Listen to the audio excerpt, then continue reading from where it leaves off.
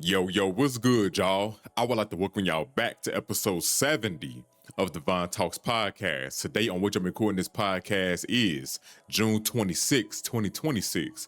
And first, I would like to say shout out to my current, past, and new listeners. Y'all already know I highly appreciate you.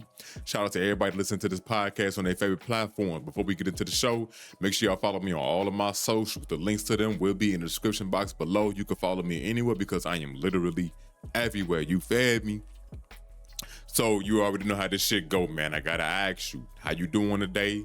How was your week? How was your weekend, man? I hope everything is going good for you. You feel me? Hope you ain't letting nothing get you down. And if it is getting you down, hopefully you don't let it keep you down. You understand what I'm saying? And if you up in the heavens, you feel me? If you feeling good and all that shit, hopefully you can stay there for as long as possible. And when things come back down, you know how to get back to that happy place. You understand me? So I hope everything is going good for you, man. I'm doing good today. I'm feeling great. I'm a little sleepy. I ain't gonna lie to you, but I did sleep good. I've noticed, it's a lot of nights where I've slept, I wake up and there's no crusties, there's no cold, there's nothing in my eyes. And I'm like, damn, I don't think I slept all that good. And then I learned, okay, maybe I didn't because I'm not feeling the best as far as energy goes. You understand what I'm saying? Still get my workout in, still eat right. But these last couple of nights, I've been sleeping real good, man. I've been having the little lines in my shoulders and shit. You understand? I've been having crusties and shit in my eyes. I'm like, oh, okay, I slept good, bro. I slept good. So, yeah, I'm doing good. Like I said, I just improving every day, looking to improve every day, learning new things every day. At least I try to learn new things every day, read all the time, just trying to expand my mind as much as possible because that's one of the things that's most important for us as human beings. We just got to expand our minds, bruh, and always seek understanding, no matter how you. I'm speaking for me. I'm always looking to seek understanding. You understand what I mean? No matter what the situation is, always looking to seek understanding. And if there comes to a conclusion where there's no understanding to be had, I chuck it up to that. But that's a way of me expanding my mind. You feel me? So let's go ahead and get into it, man. Yeah, listen, you already know we gotta talk about this gaming, bro. There's a lot of shit going on in the gaming news, a lot of shit going on in the gaming industry per usual. The biggest thing right now is Grand Theft Auto 6. They pre-orders just came out yesterday at the time of this recording on the 25th. And you are able to pre-order the game. And there is going to be a physical edition. The game is starting at $80 for the base version, and then for the ultimate edition, it will be $100. Now, here's my issue. Because folks are arguing with me about this whole fiasco about Grand Theft Auto. There's a lot of niggas saying, oh, Rockstar is the only company that you can trust. I highly disagree with that. They are not the only company that you can trust. I don't trust not Nan company. Now, and they aren't the only studio that you can trust either. There's a couple of studios that I trust that is going to make a great product. You understand what I'm saying? That is going to show up and give me the satisfactory level that I am searching for. You understand what I'm saying? While I'm playing through a video game, there's a couple of them out there. Publisher / developer, Devolver Digital. They always publish and make great games. I know they only had one good game because this is their first game, but Sandfire Interactive, they made Expedition 33.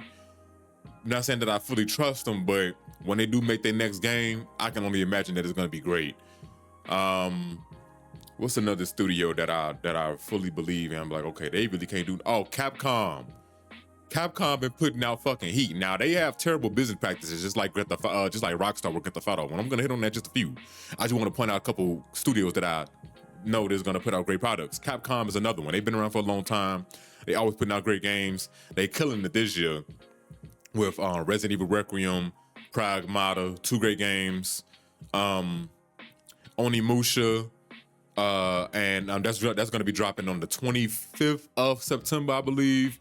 And then you got, hold on, I gotta sneeze. My bad. I thought I had to sneeze. Y'all heard it a little bit. My bad. I'm not editing that out, by the way. And Monster Hunter Stories. I played the demo. I have not. I don't have the game yet, but I do want to get the game because I did have fun with the demo. I was like, okay, this is fast. So Capcom is another one. I don't know what it is, where people dick sucking these companies and these corporations, bro, and saying, oh, they the only one you can trust. Niggas is in my comments talking about some check they chat. You know what? Let me rewind real quick. So the issue that I have with Grand Theft Auto being $80, right, is they stripped some content that would normally be in the base game, but they're gonna add it to the $100 edition, which is bullshit because most of the time, majority of the time, we get like the base version, then we get another tier you can get, you know, a couple other extra items, shit like that. Then we get the ultimate edition, which is something that comes with everything and then some, not things that was already in the base version. You feel me? But they pulling the wool over people's eyes. And they making it seem like, oh, if you don't get the base version, the ultimate edition come with all this extra stuff, and it's just bullshit. Like, I can see extra vehicles and stuff like that, but some of the things is like, okay, this should already be in the game. They like them like tattoo shops and clothing stores and salons and shit behind a paywall, and I don't agree with that shit whatsoever. Those are things that should already be in the game. And I was streaming yesterday, and one of the homies, she had pointed out, she was saying, well, if they locking shit like this behind the game, what else is going to be locked behind this game, right? And then it's bullshit too. What if these things are in the game, but you try to walk into these stores that are locked behind this paywall, and it either pulls up the PS store or wherever you playing this game at, right? Saying that you got to purchase the Ultimate Edition for you to gain access to this in a single player game,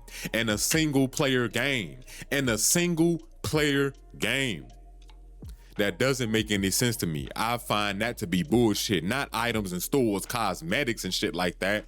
That if we should be able to get like some extra cool weapons and shit like that when it comes to the Ultimate Edition, it just seems like a bunch of bullshit. And it's a lot of people out here that's going for it. I'm not one of them. You understand me? On top of that, there won't be a physical disc for the game until like December and shit like that. Now, I don't know if Rockstar came out. I gotta go double check. But I don't think Rockstar came out and officially said that, okay, we're gonna get a physical edition in December or whatever. But the fact that we are getting a digital copy of the game and it's gonna be $80, I find that bullshit. If anything, the game should be a little bit cheaper because that's part of the production that you don't need. Niggas are pre-ordering a box that's an empty box that's gonna come with a digital code. You put that code you redeem that code into the PlayStation store or the Xbox store or whatever the case may be, then you can get the game. Again, it's a lot of bullshit. I forgot the point that I was gonna hit on. I wish I just said that shit because I do that a lot. But I just find that to be a lot of bullshit. And then for a game like Grand Theft Auto, right? Wouldn't you want to have a physical copy of the game? A lot of motherfuckers are starting to make excuses now. Like, oh, it's Grand Theft Auto. Physical copies are going away anyway, so it's not even no point. You gotta download the game, and anyways, there's no point. The fact of the matter is, a lot of niggas were complaining about about physical media going away and this, that, and the third. It seems like a lot of people don't give a fuck about that now. But why is that? When the big issue behind this is that not only can Rockstar control if you have access to this game or not, but PlayStation can also control if you have access to this game or not. If they decided to wipe your library of your games, there's nothing you can do about it. Why? Because you don't own them in the first place. And you just gave up $70, $80, $90, $100 for said game. So that's bullshit behind that. And a lot of people are just sitting on their hands, taking it up the ass on this situation, on this matter. And I feel like this is something that should be focused on even more now. You understand what I'm saying? Because it's a game like Grand Theft Auto. You know, then a lot of people say, oh, motherfuckers saying, oh, you know, inflation and this, that, and the third, and gaming is becoming more expensive. Now, you know, it took $2 billion to make Grand Theft Auto 6. Nobody told Rockstar to take $2 billion and put it into this game. Nobody told them to do that, but they did it anyway. Then with all the pre-orders Okay, I think this is what I want to hit on. Niggas are pre-ordering a game, and there's no point in pre-ordering the game because the point of a pre-order to a game is you gain access to different things that you won't have if you don't pre-order the game, right? And the biggest thing, early access. Normally, when games come out and you pre-order before the release date, you get 3 days early access, if not a little bit more. You're not getting that with this game. So what's the point of pre-ordering a digital copy? And I see motherfuckers talking about, I just wanted to get it out the way. Get it out the way. The only thing that you're doing, because I would assume that a lot of y'all or a lot of people have their debit card linked up to looking up to PSN and shit like that. Only thing you gotta do is hit purchase on that motherfucker and then download it right then and there. You still have to you have to wait to play the game is what I'm getting at. There's no early access to this game. And it's a lot of people that's been arguing with me about this shit because I said, y'all are doing all of this over a game and there's no gameplay. We don't have any gameplay for Grand Theft Auto 6 at all. And it makes me believe that they aren't ready. Now, if it's true that this game has been in development for 10 years, that's quite sad, especially for a conglomerate like Take-Two Interactive, a subsidiary like Rockstar Games. That's pretty fucking sad. They put these pre-orders out here and motherfuckers went crazy. Why? It doesn't make any sense. Now, there was a report. I don't know how true it is, but I will wait and to see like other sources come out with this news. But apparently, so just take this shit with a grain of salt. But apparently, the pre-orders that came out, and I believe they pre-ordered, I think it was like they sold 39 million copies in pre-orders or whatever.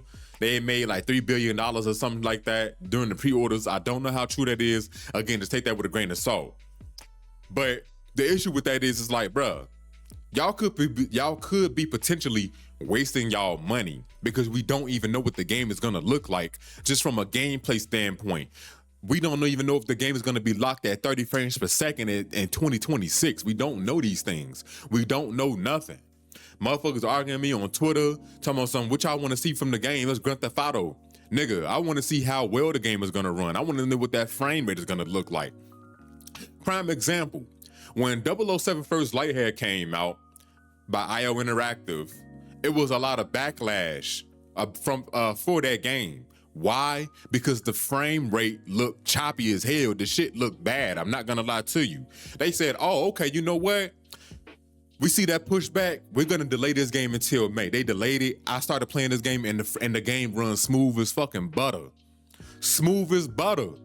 We don't get that luxury with Grand Theft Auto 6. Why? Because we have yet to see the game. So we can't give pushback or backlash on something that we haven't even seen. You feel me? And to make matters worse is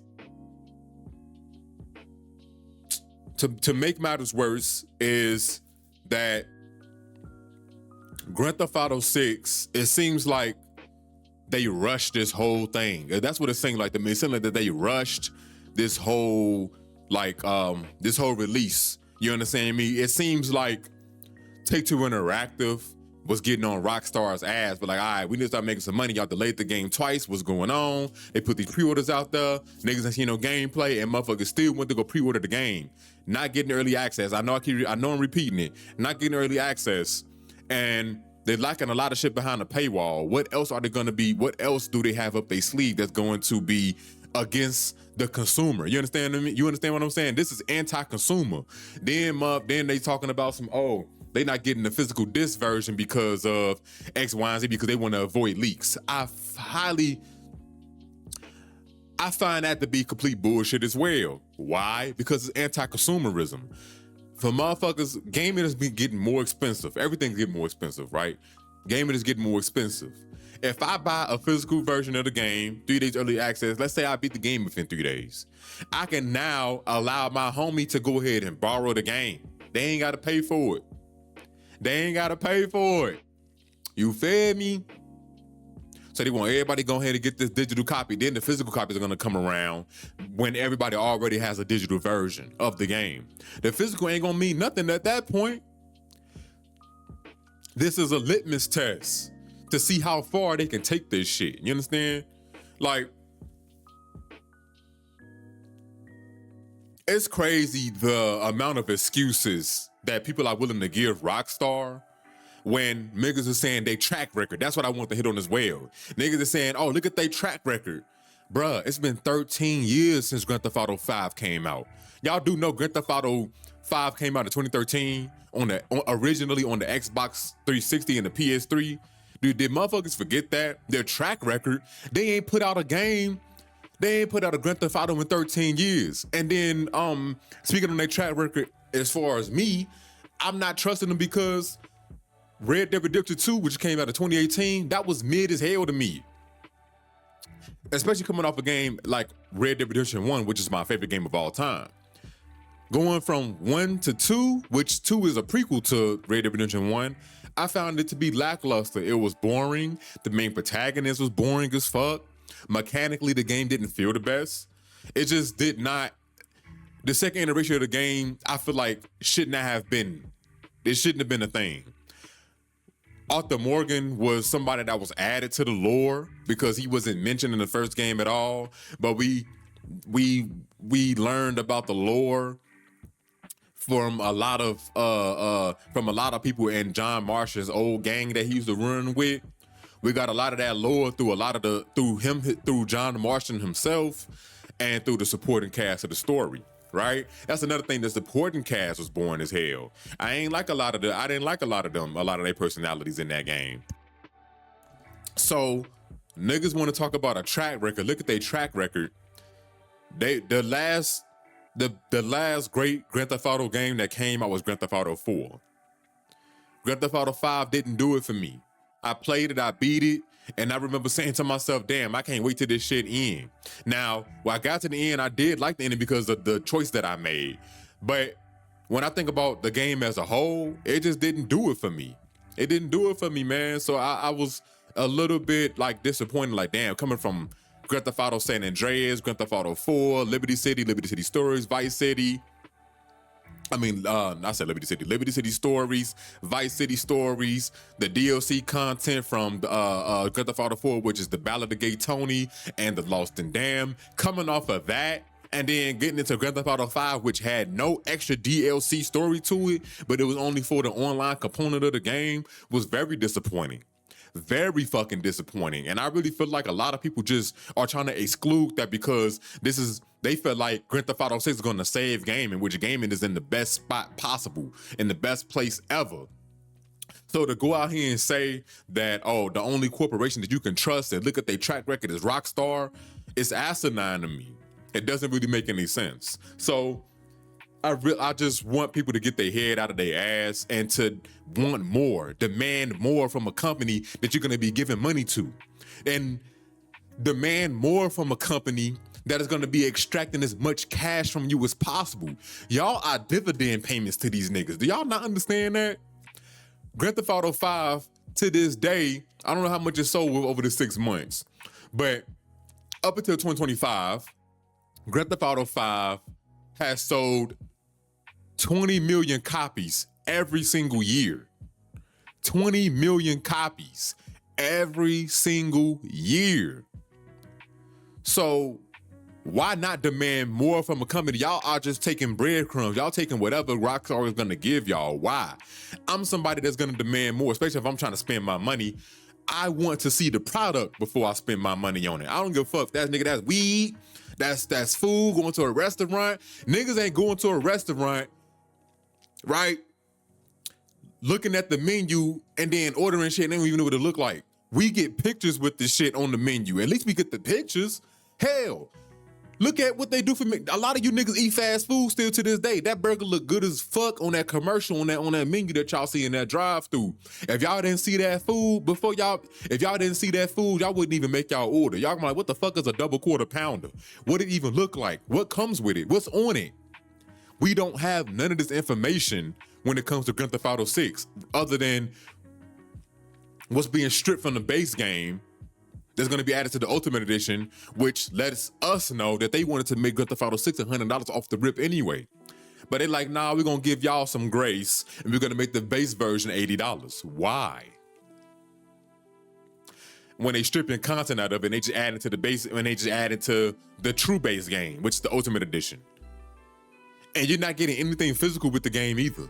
Remember when the old Grand Theft Autos that used to come out? I spoke about this yesterday on the stream. Make sure y'all come to the stream at twitch.tv/Mr_Flex a lot. Or y'all can go ahead and follow me on my streams on my main channel, my short channel, because I stream on both of those as well.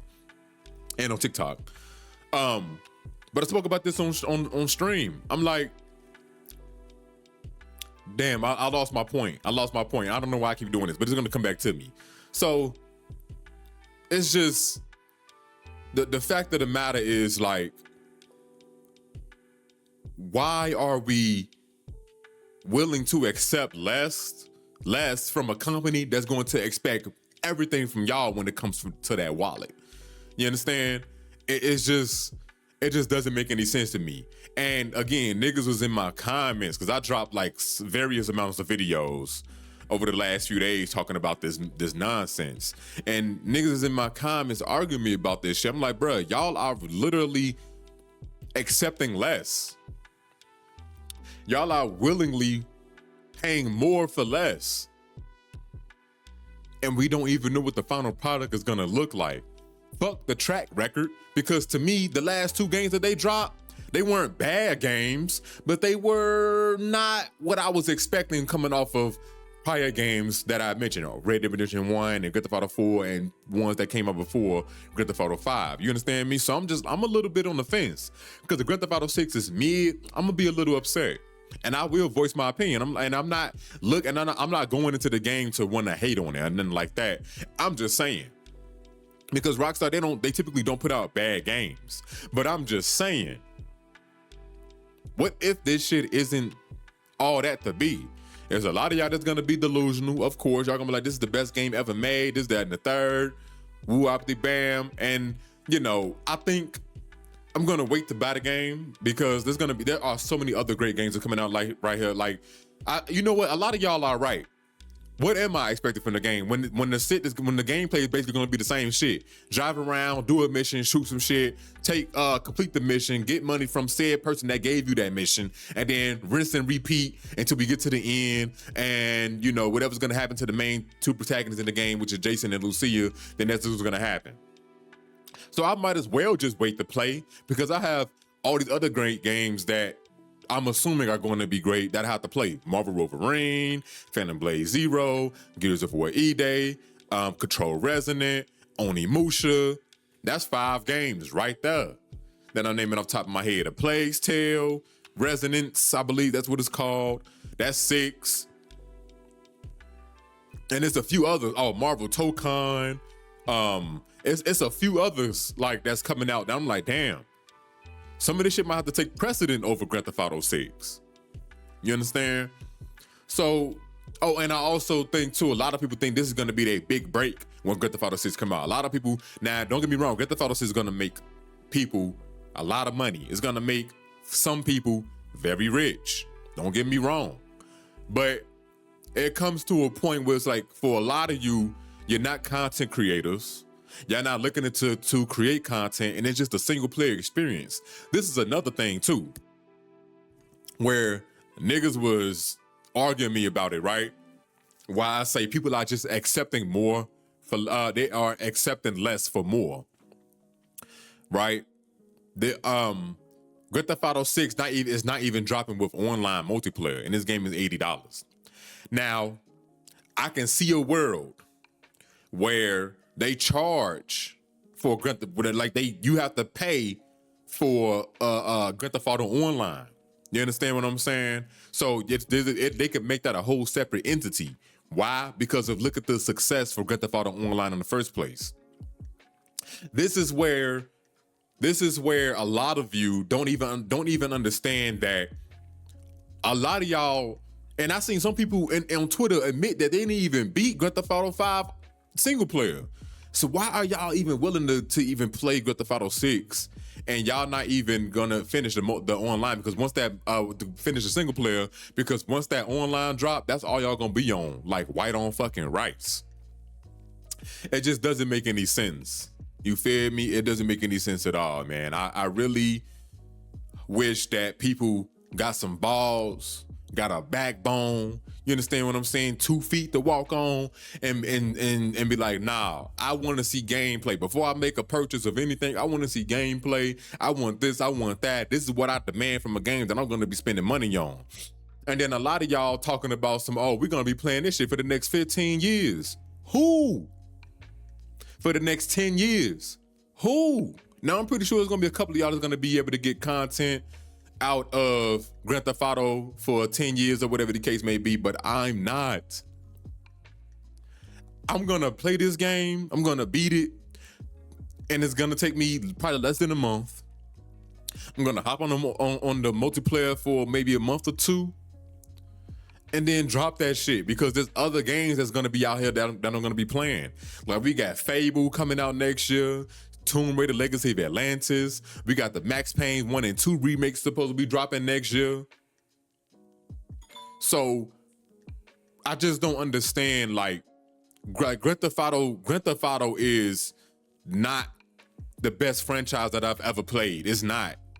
You understand what I'm saying? They have a couple of my favorite games of all time: Red Dead 1, GTA 4, and San Andreas. Oh, and Vice City Stories. Liberty Stories was fire too, but they're not up there as far as, like, I don't know. I didn't play Cyberpunk 2077, but I'm pretty sure a lot of people would put CD Projekt Red over Rockstar, or Capcom over Rockstar, or it's a few other things. And a lot of it is due to their business model, their business practices. It's anti-consumer as fuck. And a lot of people don't see it that way. And it's quite sad. I'm not gonna lie to you. I ain't gonna lie to you. It's like I said, I just don't understand it, man. Motherfuckers is willing to bend over backwards for something that they've never even seen. Like, can I see what the game is gonna look like at least? Give us a mission. You understand? Let me see what the animations are gonna look like when we open up, when we steal cars and shit. A couple of the weapons that we can look to use. You understand what I'm saying? Like, give us something.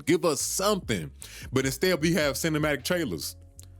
I don't give a fuck about that shit. I've seen one cinematic trailer. Okay, that's cool. But now I'm ready for the gameplay. I want to see that, bro. And if this was any other game or any other company that did this, boy, it'd be pitchforks and fire torches out this bitch. But because it's Rockstar, and to be honest, I really don't understand where all of this hype had came from. I need to see when Grand Theft Auto 6 really started in development, because a lot of motherfuckers, I waited 10 years for this. No, you didn't. You ain't wait 10 years. 5 max. 7 years max. You ain't wait 10 years for this, bro. And then you gotta ask yourself, why did it take so long? Because it sounds like this game has been in development hell. Any game that's been in development for this long is normally in development hell. And there's something along the lines where things were getting fucked up. And then I started seeing people telling me that a lot of the some of the original people from that made prior Grand Theft Autos and Red Dead Redemption games and shit like that, they left. So that's another thing to add onto the pile. What the fuck are we doing, people? But it is what it is, man. A lot of y'all are brainwashed. A lot of y'all don't see the error in y'all ways. Like, this way of thinking it just doesn't make any sense to me. I don't trust no corporation. I don't trust no company, because they only have their best interests in mind, not ours. They don't give a fuck about us. They just want us to buy their games so they can make their money and then keep us in a loop. And you know, fill their pockets for the next 10 years. So it's just, again, it's just asinine to me how people are defending this shit. You feel me?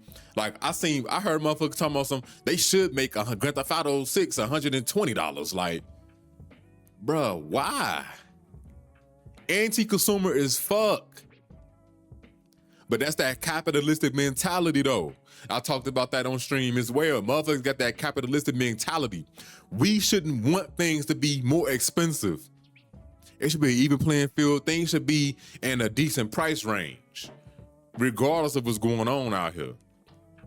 But I will say this, us as the people, we can make that change. We can make that change, bruh. We definitely can.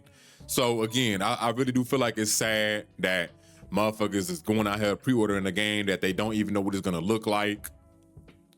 You feel me? Motherfuckers don't know what frames is gonna be running at. Motherfuckers don't know nothing. But they willing to shell out their hard-earned money. Like, if I knew people were dumb, but damn, niggas are really stupid. Like, they slow as hell. If I didn't have a moral compass, I would be making so much money off these dumbass niggas. Like, I didn't realize I could make a product, tell niggas to buy it, and without even showing them it, and then be like, all right, I'm gonna give y'all this product a little later. Now that y'all bought my shit and y'all feel them, and I'm gonna show y'all this motherfucker. Now that y'all gave me y'all money. No way in the history of anything has that been, unless it was a scam. Unless it was a scam. And that's exactly what this shit sounds like to me. It sounds like a fucking scam. And regardless of how extreme or non-extreme this scam is, that's what it sounds like to me. It sounds like a Ponzi scheme, bruh. Buy this and I promise you this. Are you shitting me? So, with that being said, I'm going to buy some Take-Two Interactive stock. And no, it's not going to go up over time. And I mean, it's not going to go up instantly because of this game. But over time, with all of this money they're going to be making, I'm going to be getting this money. For sure. I'm going to get this motherfucking money, man. I'm going to have y'all pay for my Grand Theft Auto. I'm going to have y'all pay for other things because I'm going to invest in this shit, bro. So I'm definitely going to invest in Take-Two and Take-Two stock. That's not financial advice. I am not a financial advisor. I'm just letting you know what I'm gonna do. Because I'm gonna capitalize off this shit. Because this is crazy. You niggas are dumb. But I digress. Let's go ahead and move on, man. Bungie, they saying mass layoffs. It was an article that had, oh shit, my bad. There was an article that had came out like earlier this week, I believe. It was either earlier this week or last week. But they were saying they were going to lay off 400 niggas. And that's half of their staff because Bungie make up 800 employees. And they went on with them layoffs, bro. I don't know if, I didn't read the article all the way, so I don't know if they laid off half of their staff, but yeah, half of their staff is gone, bro. They out of here, man. And granted, they don't need 800 motherfuckers to work on Marathon because that's the new game that they pushing, that they trying to push and try to get more people to get on to and shit like that. But the masses ain't fucking with Marathon for whatever reason, man. I don't know if Bungie's gonna stick around for a while, and it'd be sad because Bungie was one of the goated companies with the makings of Halo and Destiny, but I don't think Bungie's gonna be around, man. Maybe Sony might give them one more shot to make a game.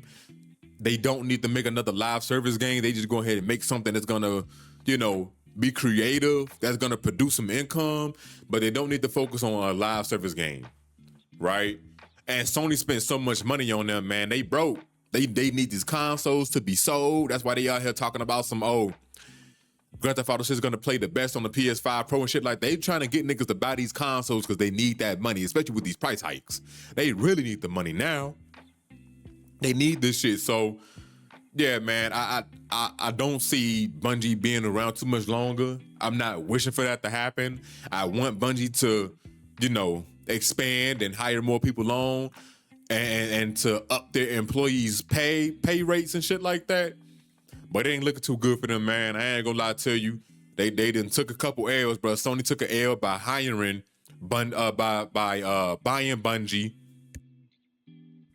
for I don't know how many billions, but it was for a few billion dollars.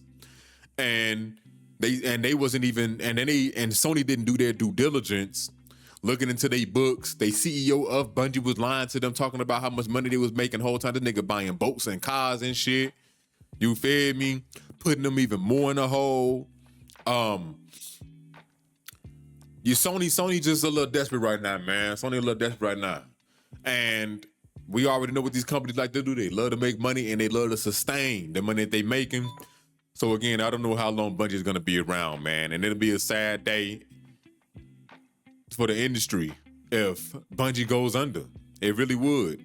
But for those who did get laid off, I really do hope that they get back on their feet. They can find some work so that way they can continue to take care of themselves and their families. Speaking of Bungie, right after these layoffs had happened, I don't know what's going on up there at the White House, but I wish that they fall into a fucking sinkhole or something, bro, because they had something. Matter of fact, let me see if I can find that shit, bro, because this was nasty work. I ain't gonna lie to you.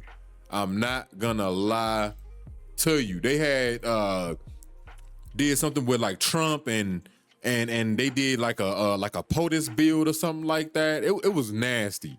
It was nasty, bro. I ain't gonna lie. Let me see if I can find that to you. Oh, here you go, right here, bro. Let me see. This shit right here. What the fuck is this? Up Guardians. What the fuck is this? They've been doing ever since these niggas got in the office. They've been doing a lot of shit when it comes to video games. They did it with Halo. They've done it. I know they done it with Halo. Now they doing it with fucking what's this shit called? Destiny. Like, this is nasty work. This is fucking gross. I wish they fall into a fucking sinkhole. And this nigga he has to perish. I ain't gonna lie. I don't never wish that on nobody, but it's about time for him to get up out of there, man. The country been fucked, but he's making it 10 times worse. Making it 10 times worse. This is nasty, man. This is crazy propaganda. I don't like that shit at all, bro. So that's basically what's going on over there, man. I don't like it. I don't like it at all. Nasty fucking word. Disgusting human beings, if you will. Like, the shit ain't even funny. It ain't even funny. But anyways, Xbox, they raised their prices again for their old ass hardware. Now, Xbox Series X and S came out in 2020, along with the PS5, and they've been raising their prices ever since. They already had a price hike a couple months ago. They raised it again by another $100. So you already know what this letting me know. PlayStation might end up raising their prices again for the PS5 and the PS5 Pro.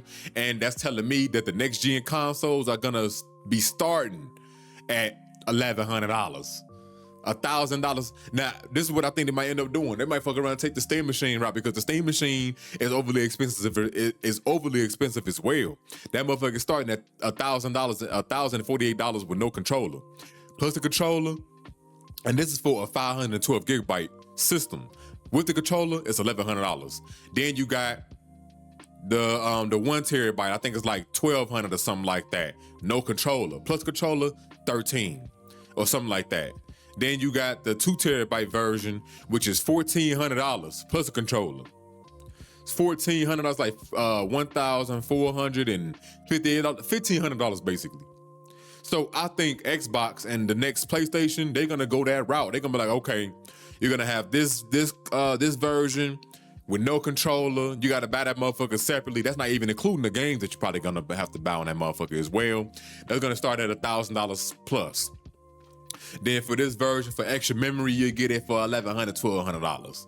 So I really do think that it's gonna be in the high $1,000 to $1,100 start for the next Xbox and PlayStation. It's nasty work, bruh. And listen, if you can figure out a way to build a PC for this amount that's gonna run a lot better than this shit, I say go ahead and do that shit, man. Get you a mini PC that's gonna run just as well as these things. You can do that, bro. I ain't gonna lie to you. It's getting to a point, well, not even getting to a point. We're at the point where the average consumer of the video gaming industry are priced out. They're priced out. Gaming has never been a poor man's hobby. But the average motherfucker was still able to dibble and dabble a little bit. Now, it's over with. So we know that half of the player base on PlayStation are still on the PS4. So that means more than half is going to still be on the PS5, which is going to be holding next gen back because they still got to be making games for current gen and next gen at the same damn time, which is going to hold back the hardware of the next gen consoles. Shit is getting nasty out here, man. It really is. And gaming is a luxury, so it's not important. It's not a necessity. But the gaming industry is going to be very expensive over the next couple of years. And I don't see it slowing down anytime soon. Inflation is about to be through the roof. It don't matter who comes in the office next. The damage has been done since 2008 when the housing market crashed, and it's the bank's fault. Since 2008. So it don't matter who takes president, who takes fucking office next. The damage has been done. Things are just getting worse. And all of this, and I want y'all to understand this truly. Go read a fucking book on this stuff. Go watch a documentary so that you can get a better understanding of what the fuck I'm talking about.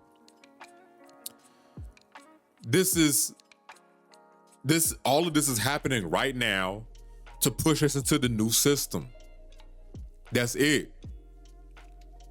And that's a simplified version of it. And we could point fingers all we want to on what's going on and what's happening, but this was bound to happen. No matter who or what. Our debt increased by so much. We had $39 trillion of debt. Our debt increased by 20-something trillion dollars since 2008 up to now.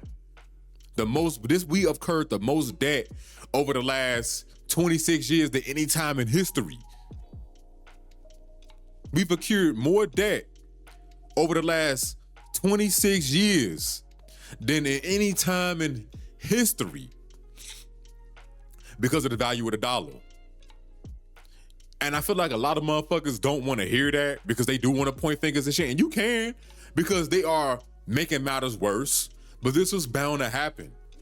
And I'm only giving this side of the information because I'm reading on this. This is what I'm learning this stuff. And now I learned to not point fingers, but how can I make the situation better for myself and to beat inflation and shit like that? I learned this stuff like this. All of this was bound to happen. Regardless, go read The Changing World Order by Ray Dalio. This ain't nothing but a cycle, the rise and fall of empires. So everything is getting expensive. The hardware, old ass hardware is getting more expensive. The PS5, the Xbox Series X and S. We got new hardware coming out. It's coming out at an expensive rate at $1,000 plus, from $1,000 up to $1,500. Crazy range. And that's not including the games that you're going to be buying for the future. Excuse me. Now, granted, if you get a Steam machine and you already in the Steam ecosystem, it's not going to bother you too much because only you got to do is just sign in, I'm assuming, to the Steam machine, and then there you go. But for this old ass piece of hardware like the Steam Deck, all of this shit is going up in price. Just like everything else. So we have to prepare ourselves fully for things to get worse, because things will get worse. I'm sorry to tell you. I don't know what it's gonna look like in 2030, 2031 and beyond. But inflation, there's nothing we can do to stop it at this point. It's gonna keep going up. Now they can they can raise interest rates or keep them where they at to try to battle inflation, you know what I'm saying? To keep inflation from skyrocketing at a rapid pace. But there's nothing that we can do about it at this point. And all of this is just transitioning us into a new system. That's it. That's all. And I'm gonna talk about that a little later. But let's carry on, man. Movies and TV. So I've been watching Love Island here and there. I didn't watch yesterday's episode at the time of this recording. You know, I try to watch it with my girl and shit so I can spend more time with her and whatever. But like not the last episode that I seen, which was the episode that premiered on Tuesday, niggas is freaked out, bruh. I learned that when they doing all this kissing and they doing a lot of these challenges and shit like that, it's silence. Like, it's silent, I should say. And the only thing that you can hear is these niggas either kissing or moaning and shit while everybody else cheering it on. I just found that shit to be a little bit weird. They freaked out on that motherfucker, man. They had some type of event where they had to see like who is the spiciest and shit like that. So they had motherfuckers licking toes and licking arms, licking necks, licking chests and shit like that, kissing all of each other. And whoever got the most points, they win. And then at the end, there was like a orgy type of ordeal they had going on. Where they was on this, everybody was on this one platform and they was all over each other. They was kissing. They still had clothes on. But the shit just looked weird. I was like, man, what the fuck niggas is really watching this? Now I get it. I see why people watch this show. Cause like my girl described to me, this is the Super Bowl of reality TV. I get that because they only do it once a year, around a certain time every single year, just like the Super Bowl. But it's just like, some of this shit is a little weird. I ain't gonna lie. It's a decent show. I see why people watch it. But it is a little weird. They freaked out on that motherfucker, man. As far as movies, me and my girl, we watch this shit called The Good Son. I like that. They got Macaulay Culkin in it. And the one boy who is in the Lord of the Rings now. Let me go ahead and look that up real quick. Let me see. The Good Son cast. Let me see. Got Macaulay Culkin, Mark Evans, Connie Evans. No, wait. No, my bad. So you got Macaulay Culkin, Elijah Wood. I'm reading off that damn. And I've seen him before. Yeah, he's in Lord of the Rings, Back to the Future. Let me see. What else? I see he's in most of the he's in a lot of the Lord of the Rings movies. I think if not in all of them. So yeah, he's in Lord of the Rings. Let's see what else I had seen that he's in. Oh, Spy Kids 3D. Happy Feet. I didn't even know he was in Happy Feet. So yeah, we know him. So that's who's in it. That's who's in this movie, man. Really good movie. Really good movie. Macaulay Culkin, that nigga. It's crazy how he still looked the same. Like that boy, it seemed like he really ain't really aged. He looked the same from when he was a wee boy. He's only 45. He's so young. That's so crazy. I thought he would have been older. But yeah, and they have his siblings in the damn movie and everything. Really good movie, bro. Really good movie. Basically, it's about Elijah Wood, his character, Mark. His mother had passed. So he was going through the motions of whatever the case may be. Dad turned into a single parent. He has to go over to Japan for a deal or whatever. And once that deal is set, him and his son will be set for life, basically. But so in the midst of that, he takes him to his auntie house.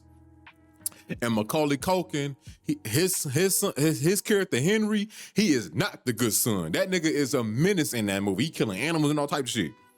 And come to find out, I'm not gonna spoil it, but there's a part in the movie where I was like, oh my God, he did it. Mouth dropped. I was like, wow, that's crazy. I can't believe that shit.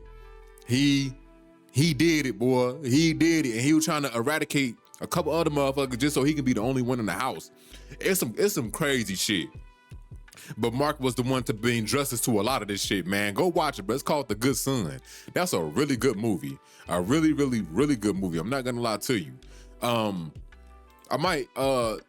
I try to keep track of all of the movies that we tend to watch because I have a whole list. I use Notion to keep track of a list of the movies and TV shows and shit like that.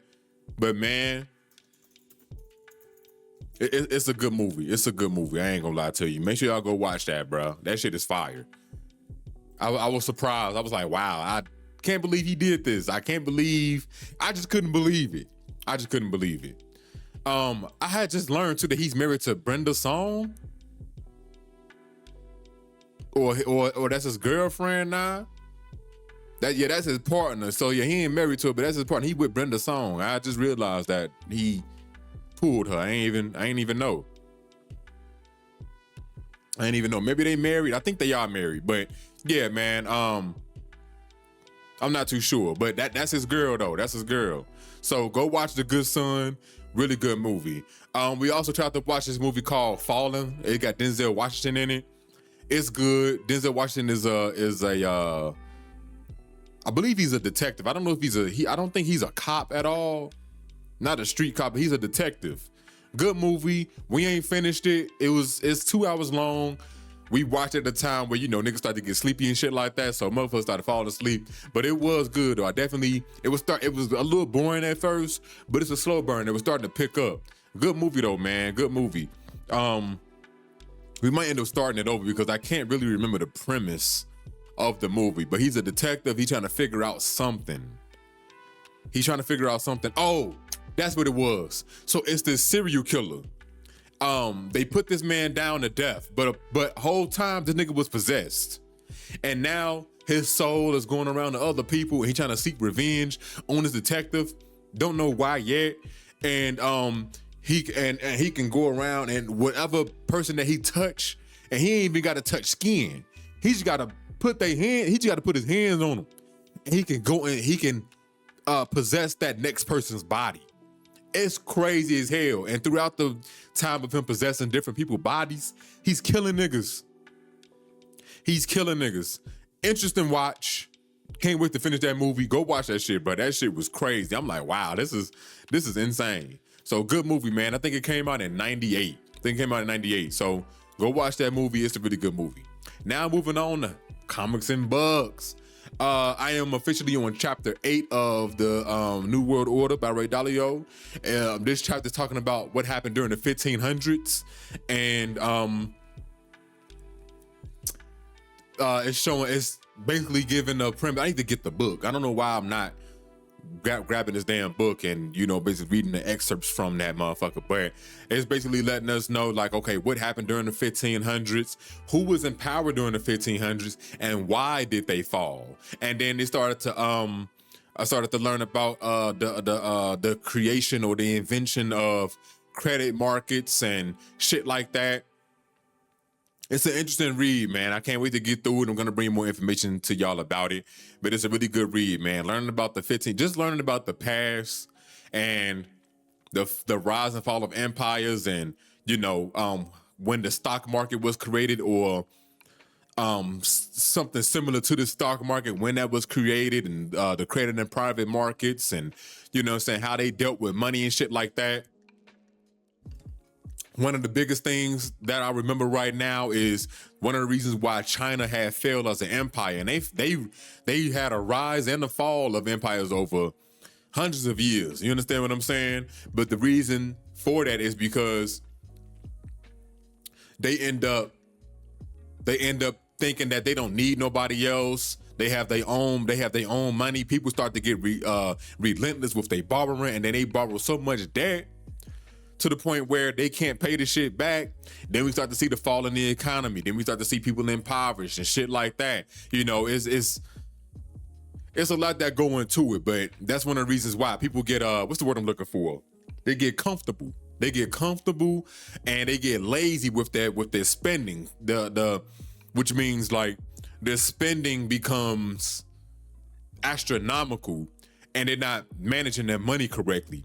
And then that turns into them taking out debt to still enjoy the expenditures that they once were when they was building up the economy. Then they have a fall in the economy, man. So, and that's what we are seeing right now with our economy, bro. With other things added on to it, but that's one of the things, bro. America got lazy with his money, mismanaging his money. We could see that once right after we were taken off the gold standard back in 1971 by Richard Nixon, and then going through the 80s when inflation was fucking through the roof. Like, we motherfuckers started to get lazy with their money, taking out more debt that they are able to pay back, and then we start to see a fall in the economy. Then who always get bailed out? These banks.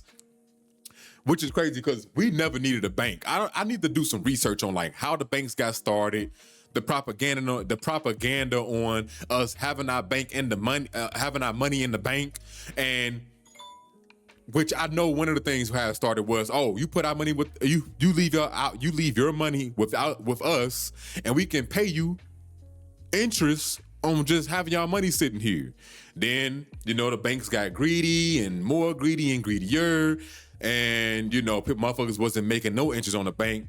Then it seemed like, okay, well, you gotta have your money in the bank because now you got a debit card. How are you gonna use money and this and the third if you don't have this? You feel me? So they tried to make it to where, oh, you know, you gotta have your money in the bank for protection. Then they make it to where, oh, now you need your money in the bank so that you can make transactions like, you know, having your money in a savings account because, you know, looking for a high yield savings account is not easy. I can point y'all to the right direction, but it's not easy. But you need a bank to do that so that you can, okay, I'm gonna have this money go towards this. And if my money wasn't in the bank, I wouldn't be able to get my money to this institution. It's not like you can walk up to these high yield savings account institutions and be like, hey, look, I got $300, $400, $500, take this and I'm gonna leave it here. And then I'm gonna come back in about 10 years and I'm gonna see how much money I have and I'll be able to take it out. Like, it's the inconvenience of that. Banks gave you a convenience, but in convenience, we traded our freedom for that shit. You understand me? So me, I get a direct deposit to a bank, but I take my money out that bank instantly. I direct it towards a savings account. I direct it towards my investing. I direct it towards paying all my bills. And then whatever is left, I take whatever is left and I put it into another system that I can have where I have full control over it. You understand what I'm saying? Where I can do what I need to do. And, you know, whether that's save it even more or spend my money and shit like that. I take my money. So banks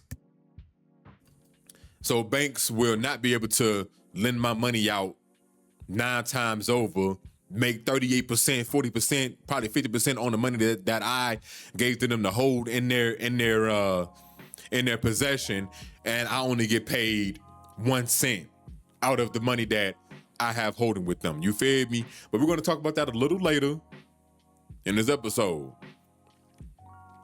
So yeah, man, that's basically what Chapter 8 is talking about right now. I need to go ahead and finish. I'm going to be reading it today. When I'm done with the pod, I'm going to be reading it and shit like that. And yeah, man, it's an interesting read, man. I highly recommend that y'all check out Ray Dalio, The Changing World Order, because I guarantee you, I 100% guarantee that you're going to start to have a different outlook on money and how countries are ran and the governments and all of that shit. Like, you're going to get a full understanding of, okay, I can point the finger all I want to, but this is always gonna happen. The next time this shit happen, we won't be alive to see it. So it's best that y'all get this information and y'all can spread this shit down to y'all children.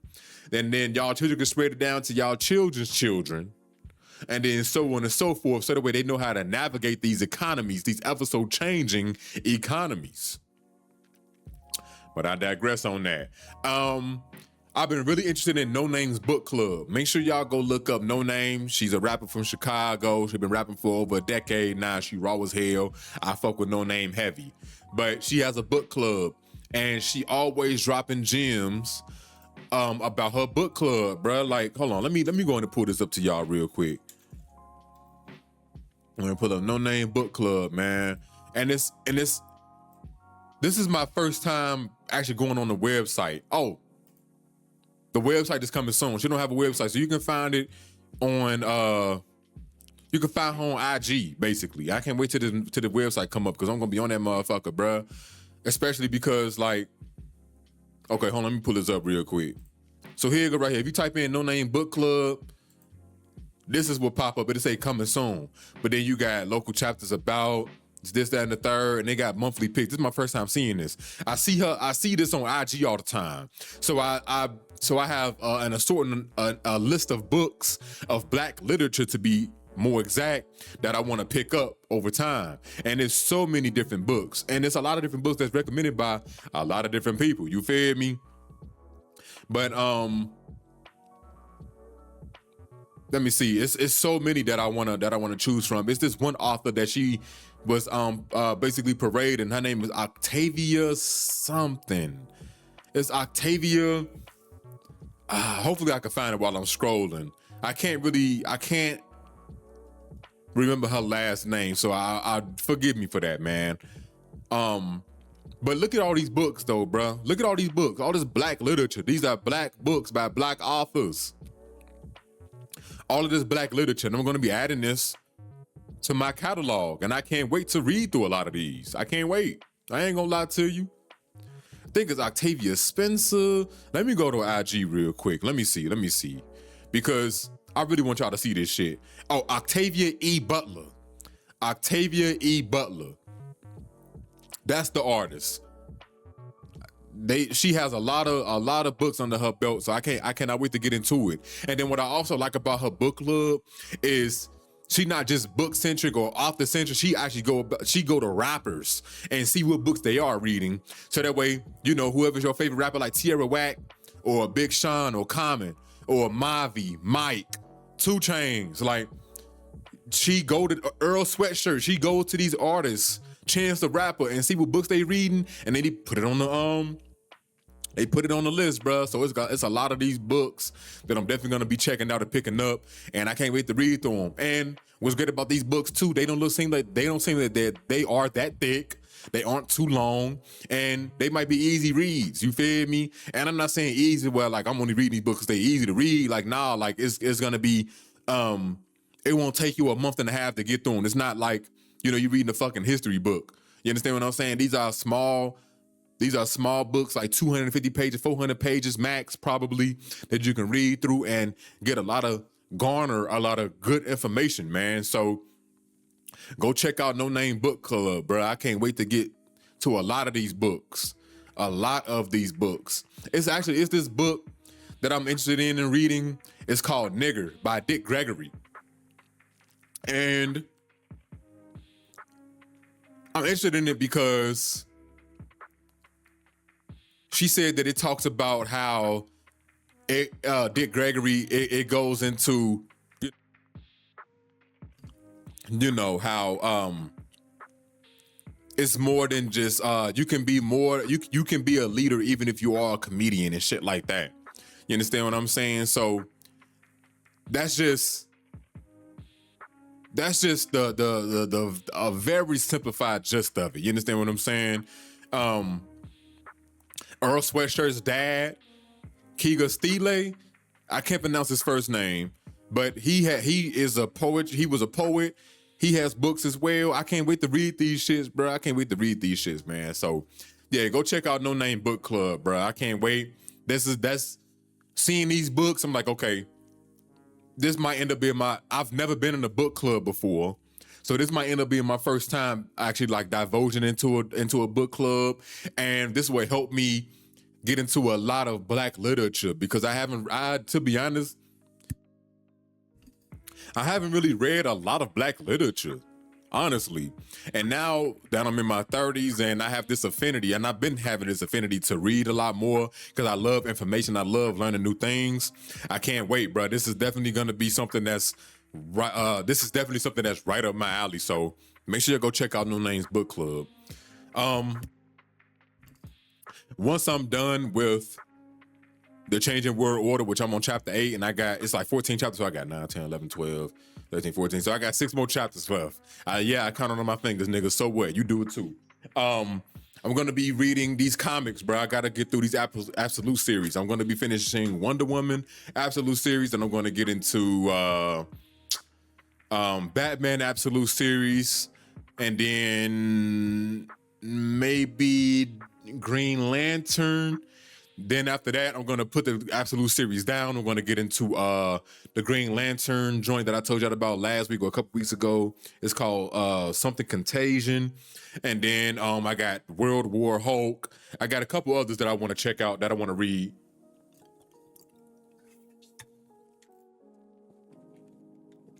Make sure y'all stay hydrated, man.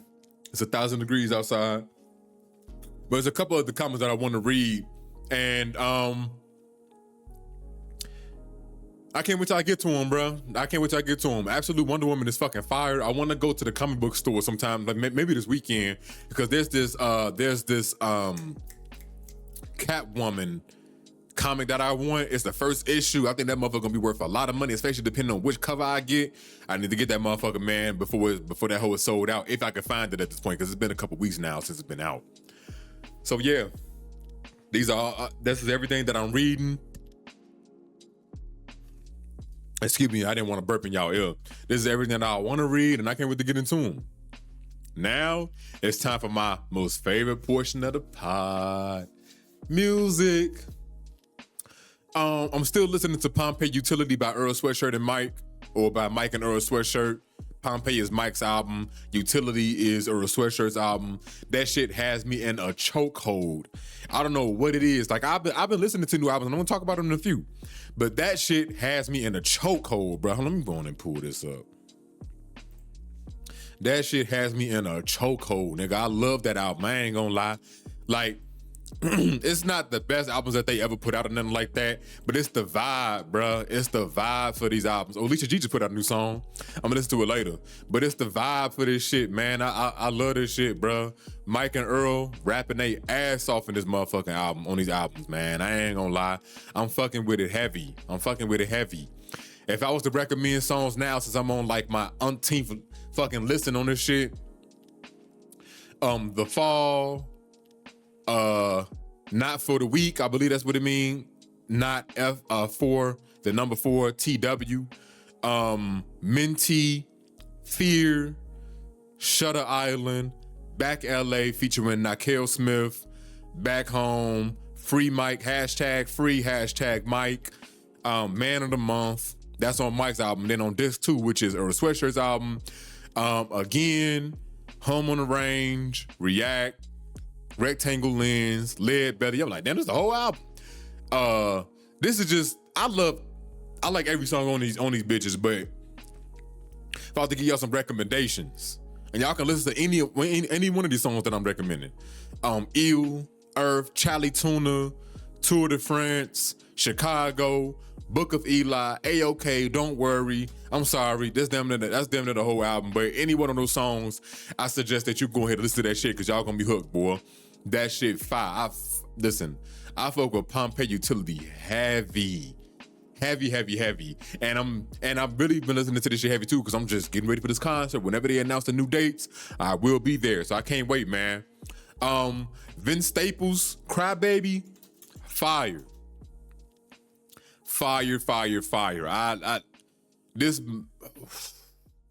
This might fuck around and be album of the year. I ain't gonna lie to you.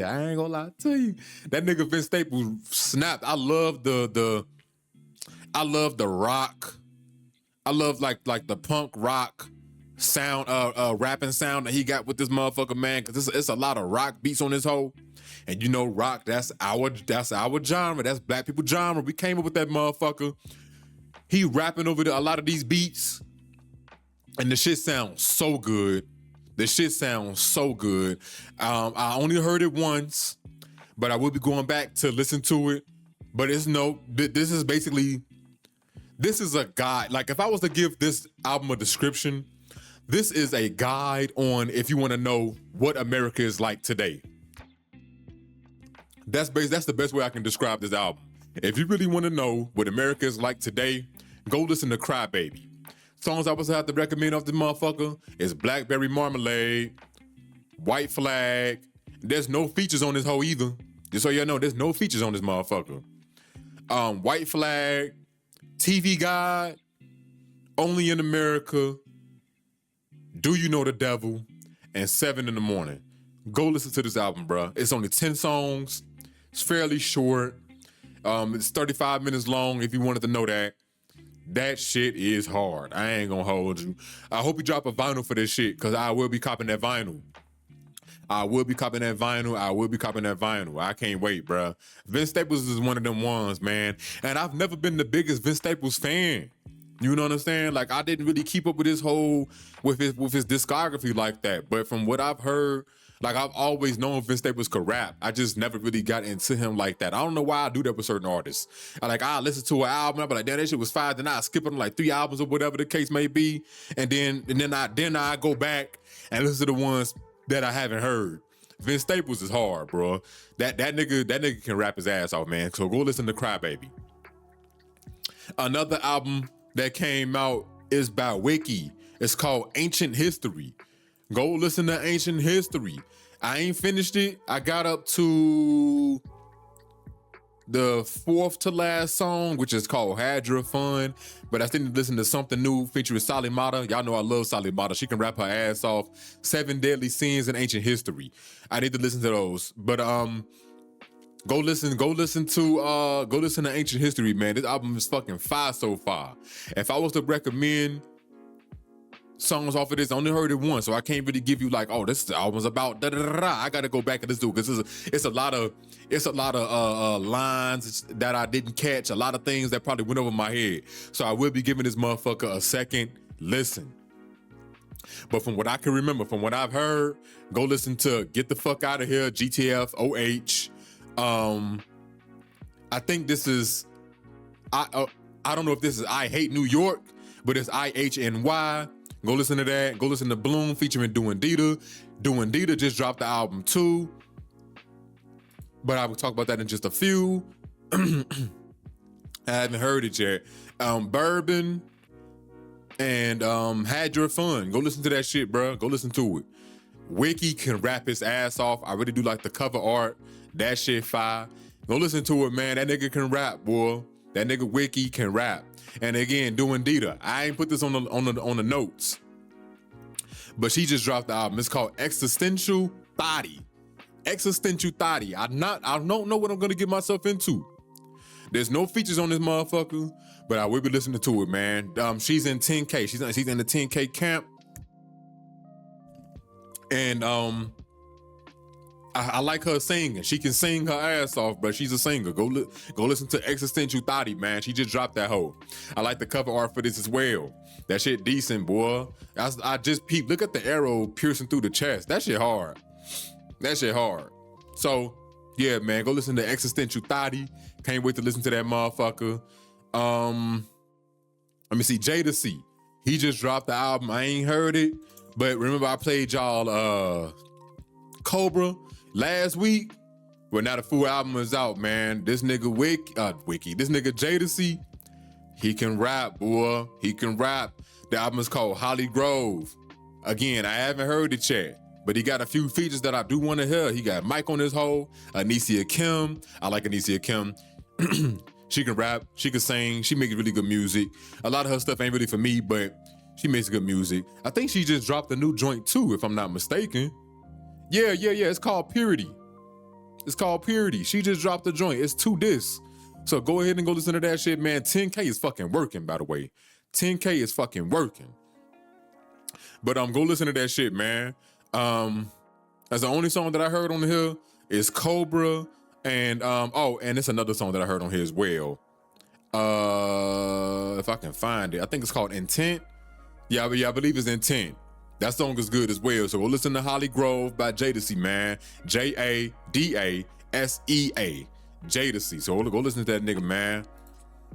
And then last thing before I play the song that I want to play for y'all, which I don't know yet. I never really, I do this shit by random. I really don't know what I have in store for y'all. I think I'm gonna play something by Deontay for y'all, man. I'm not really too sure yet. But I really want to get into interviewing rappers and shit like that, like singers too. But I love rap. I really want to get into interviewing rappers, bruh.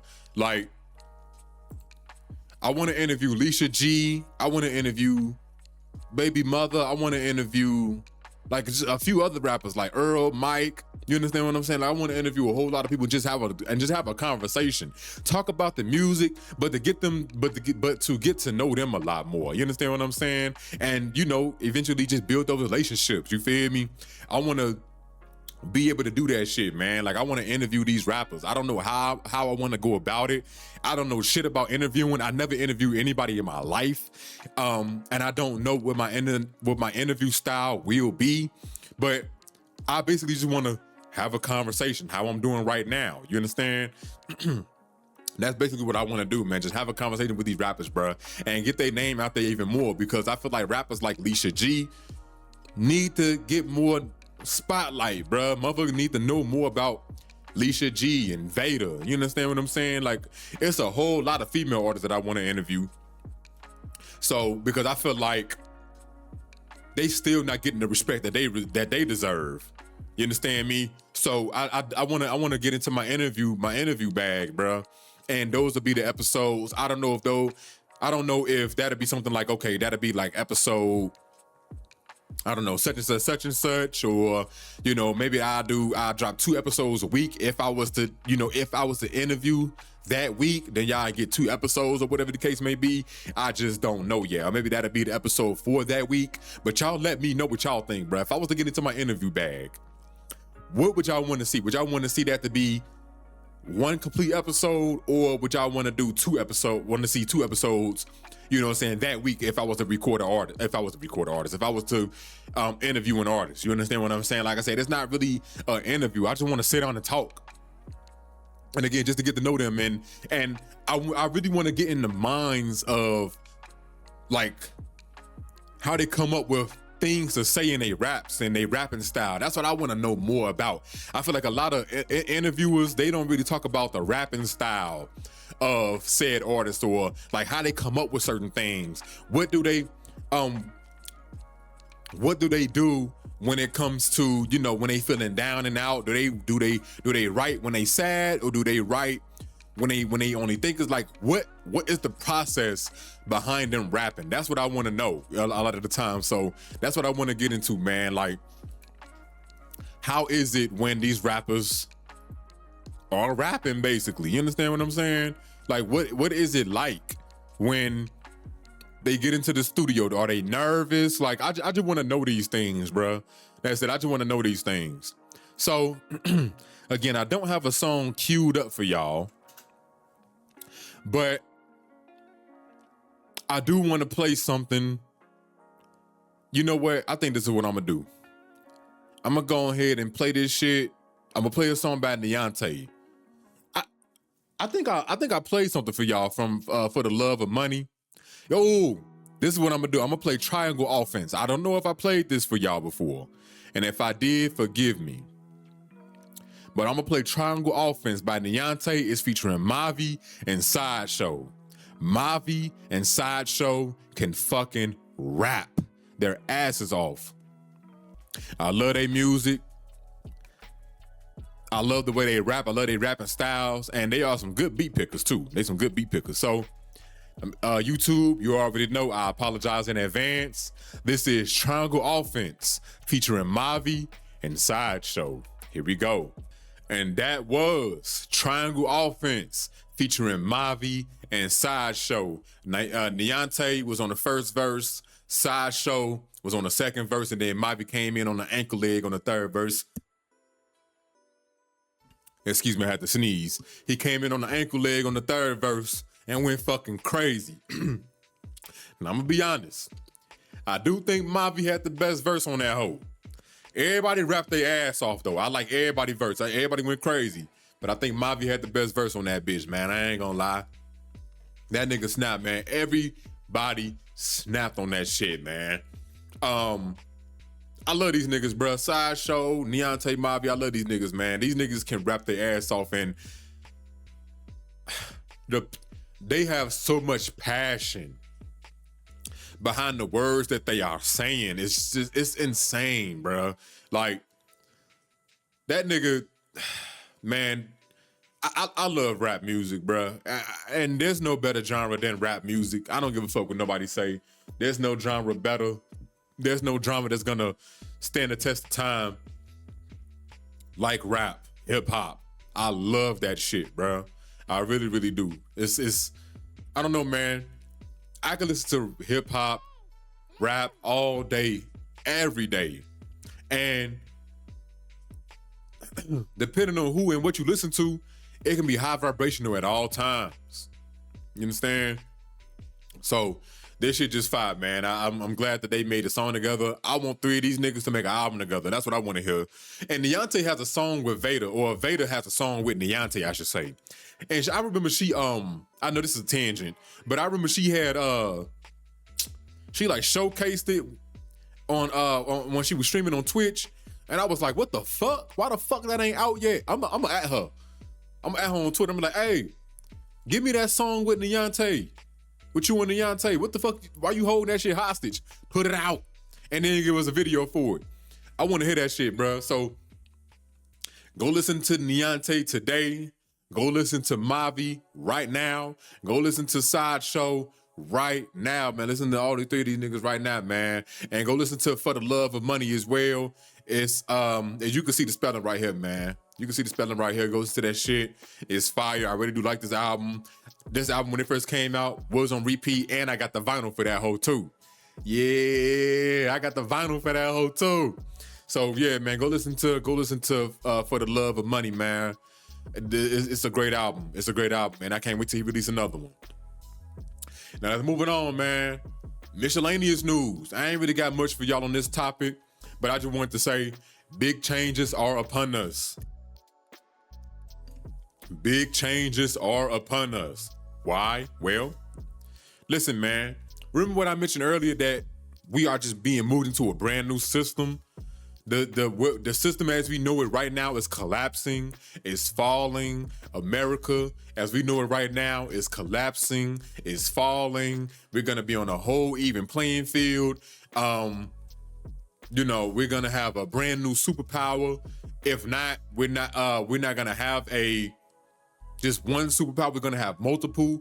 We're not going to have to worry about leaning on one currency. We're going to be in use of multiple currencies, whether that's the Chinese yuan, whatever the Iranian dollar is, the US dollar, and cryptocurrencies. Cryptocurrencies is going to be leading the charge on this shit, man.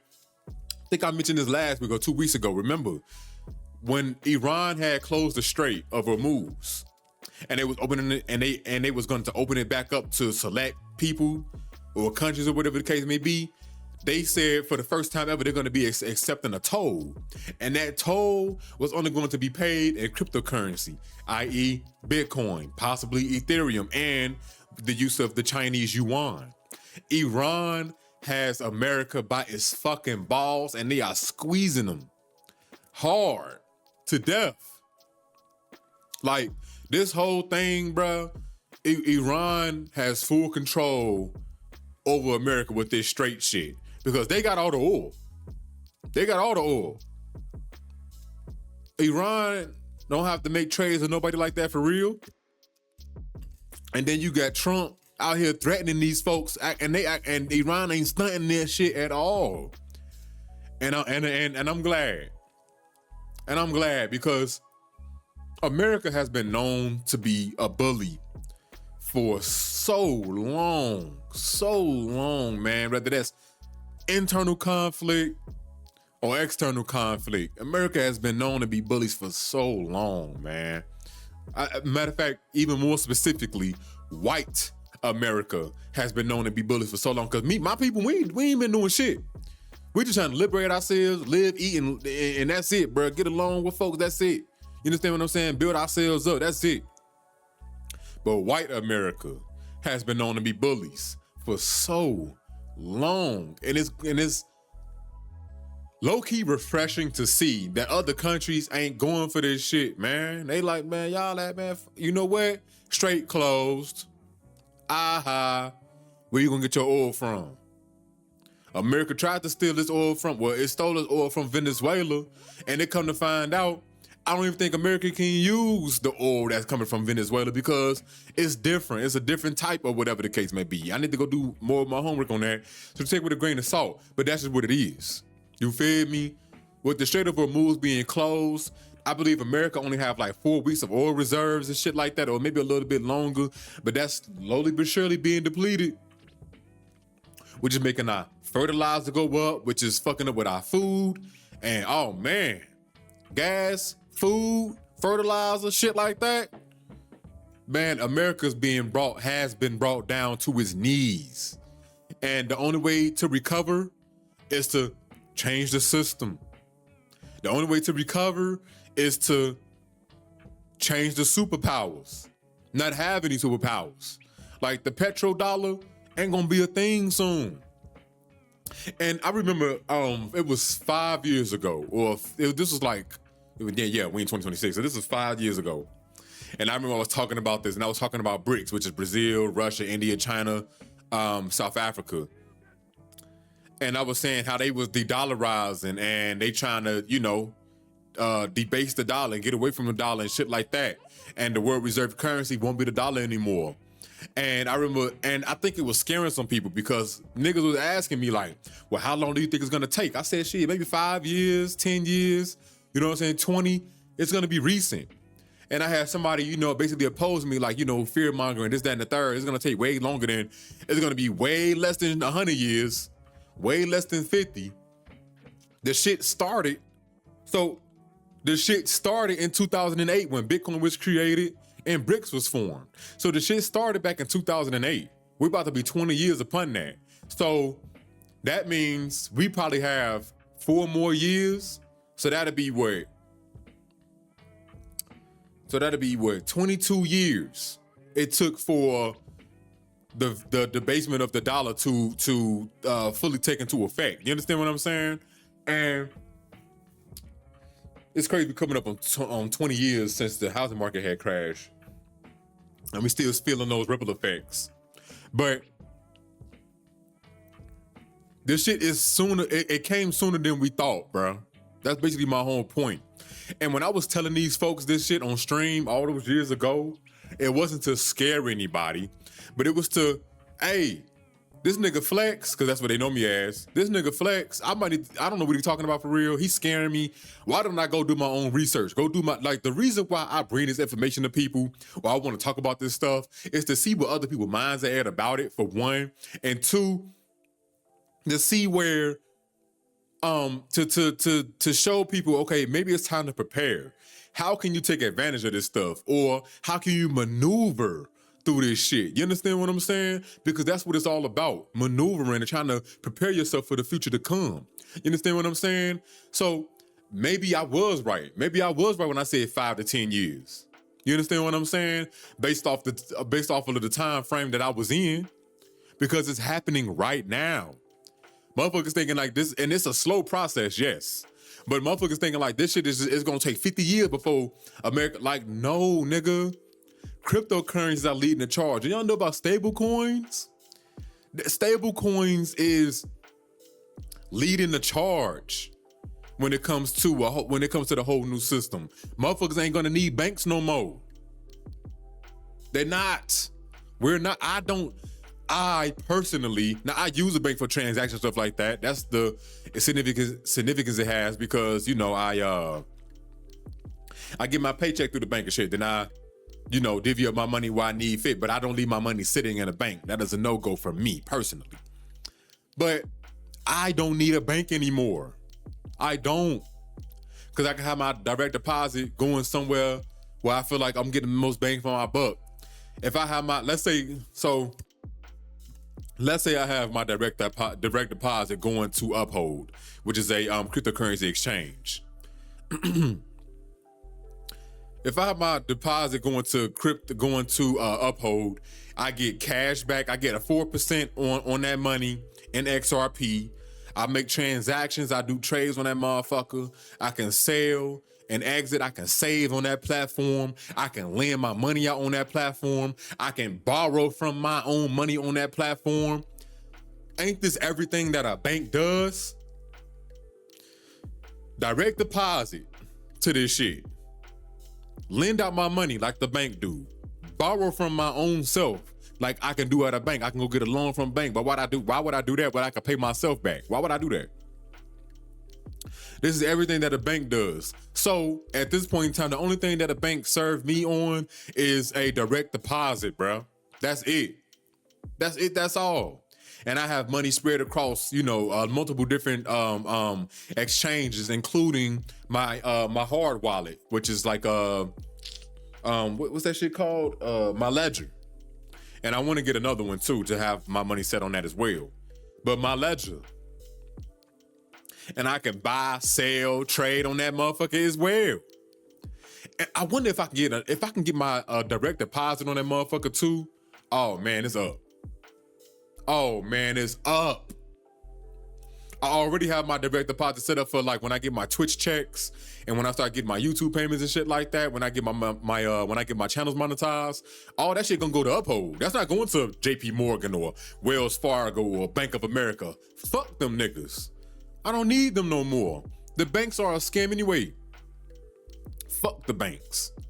You understand me? So like, I just want to, going back to when I said like giving y'all this information, I just want to give y'all a different way of thinking and going about these things, because the landscape of the world as we know it is changing quickly, right up under our noses. You feel me? So I just want y'all to be aware of what's going on and to know that a collapse is here. It's just taking some time for it to fully take into effect. And we are in a new world order, bro, basically. You understand? Like, capitalism led the charge for so long. And yes, it done some people right, but it does more people wrong than right. And we have the power to make this economy, this world, how we want to see fit. You know? Like, this, going back to what I wanted to do as far as like real estate and shit like that. Once I am able to have my money work for me fully, the rent that I'm gonna be collecting off of people, I can give that back to them tenfold. I will be able to be like, hey, message to all tenants, y'all ain't gotta pay rent for a year. Y'all can just stay here. Don't treat it like it ain't shit now. Don't treat it like it ain't shit. You can still get an eviction notice and shit like that. Take care of the land that you are on. But hey, y'all, for the next 3 to 6 months, y'all ain't gotta pay rent. As a matter of fact, I'm gonna put a freeze on these accounts for a year so y'all can save y'all money, and then I'm gonna unfreeze the shit. I'm gonna get this shit a go, and then by this time next year, you better pay rent again. Just so, not gonna say be able to pay, but you gonna be paying rent again after a whole year. Just to give people a cushion, to give people, cause some people's rents is 30% of their paychecks. Wouldn't you want to keep 30% of your paycheck so you could take a vacation, you could save more, invest more, buy a property of your own? You feel me? Like, it's so many things that we can do, changes that we can make within ourselves now. Like, we are given that chance to do that. With all of these big changes, we are part of the big change, is what I'm trying to get through y'all skulls. You feel me?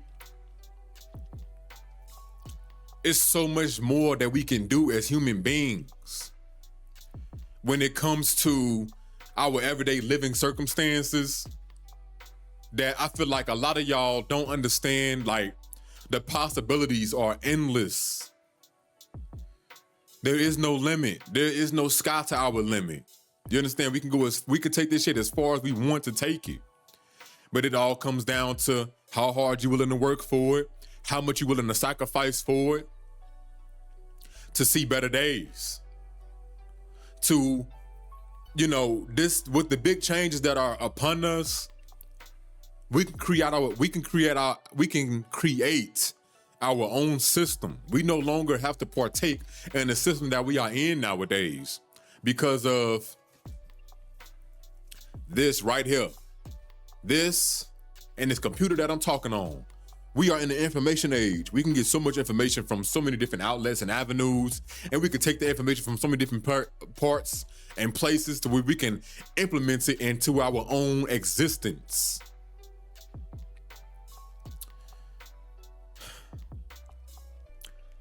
We have so many opportunities, which I would think we have so many endless opportunities to make this change upon our lives that y'all are still a little blind to see it. But I'm here to wake y'all the fuck up.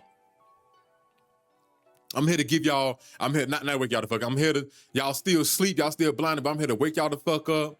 And I'm here to give y'all that vision for something that you probably didn't even know what you can do within yourself. You understand what I'm saying? Like, I get on this bitch and I talk with no shame. I get on this bitch and I speak with confidence because I know, for the most part, I know what I'm talking about. And I'm able to give different ideas on how we can go about our living in this world. You understand? So this shit is I'm very passionate about this. This is something that's very important to me. And this is the reason why I'm speaking on this stuff, because man, no more we have to settle. No more we have to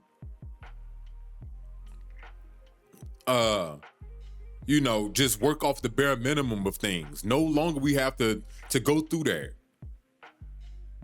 We can do much more than they think that they are allowing us to do. You understand? Like, the internet brought us so we are more connected than ever, but it's still a lot of us that are separated more than ever. But we can build our community up to the point where we can have our own we can have our own economic system, our own ecosystem. We can have our own shit, our own media, which is a bunch of different media outlets, and it ain't just, and it all goes to whoever you want to listen to. Like, it's so many of y'all that can choose to or not listen to me. We can create our own media, our own brands, we can grow our own food. We don't have to partake in the system that was given to us, that we were born into, no longer. Because of the internet, because of what we have right here in our hands. You feel me? Motherfuckers got this shit in their hands every day for 9 hours a day. But they scrolling through the same bullshit every single day. Just brain rot, bro. If you pick this bitch up, see how it can help you further your life. If you pick this bitch up, I'm talking about this phone, see how it can further help you either make some money or create a community and put together events for people to, congregate and get to know one another and shit like that. I want to do more stuff like that. I want to make, you know what I'm saying, and have it part of the pod and shit like that. You understand what I'm saying? Like, bring together black businesses and interview black businesses and stuff like that and introduce them. And that'll be either something that I have, I don't know how I would go about it, but I want to do more shit like that. You know what I'm saying? Get together more stuff. You feel me? More things, more people. So that we can be like, okay, listen, where you from? Where you from? Are y'all from the same place? Damn, y'all fuck around, stay on the same street. What you do? You grow food. You're a gardener. Y'all might want to come together and see what the fuck y'all can do. You understand what I'm saying? You over here as an individual, you over there as an individual. Y'all can come together like this. Remember, man, this is the true peace sign. United we stand, divided we fall. United we stand, divided we fall. This is peace. Y'all hear me? For those of you who watch my streams and I be like, peace, peace, peace. I'm not just saying that shit to sound cool. I really mean that. Peace, nigga. Togetherness. You understand? That's what I really mean by that shit, bro. Shout out to Lord Jamar. This is the true peace sign, bro. Which makes sense. Together. So, yeah, man, that's basically what I wanted to hit on as far as that, bro. Big changes are upon us, and we are a part of that big change, whether you see it or not. Whether you see it or not. This was something that I had seen, and I was like, oh, I'm gonna start going on like this platform on Perplexity and getting more news so that I can show y'all and shit. But Snap CEO, I'm not sure if that is part of like, hold on, let me see something real quick.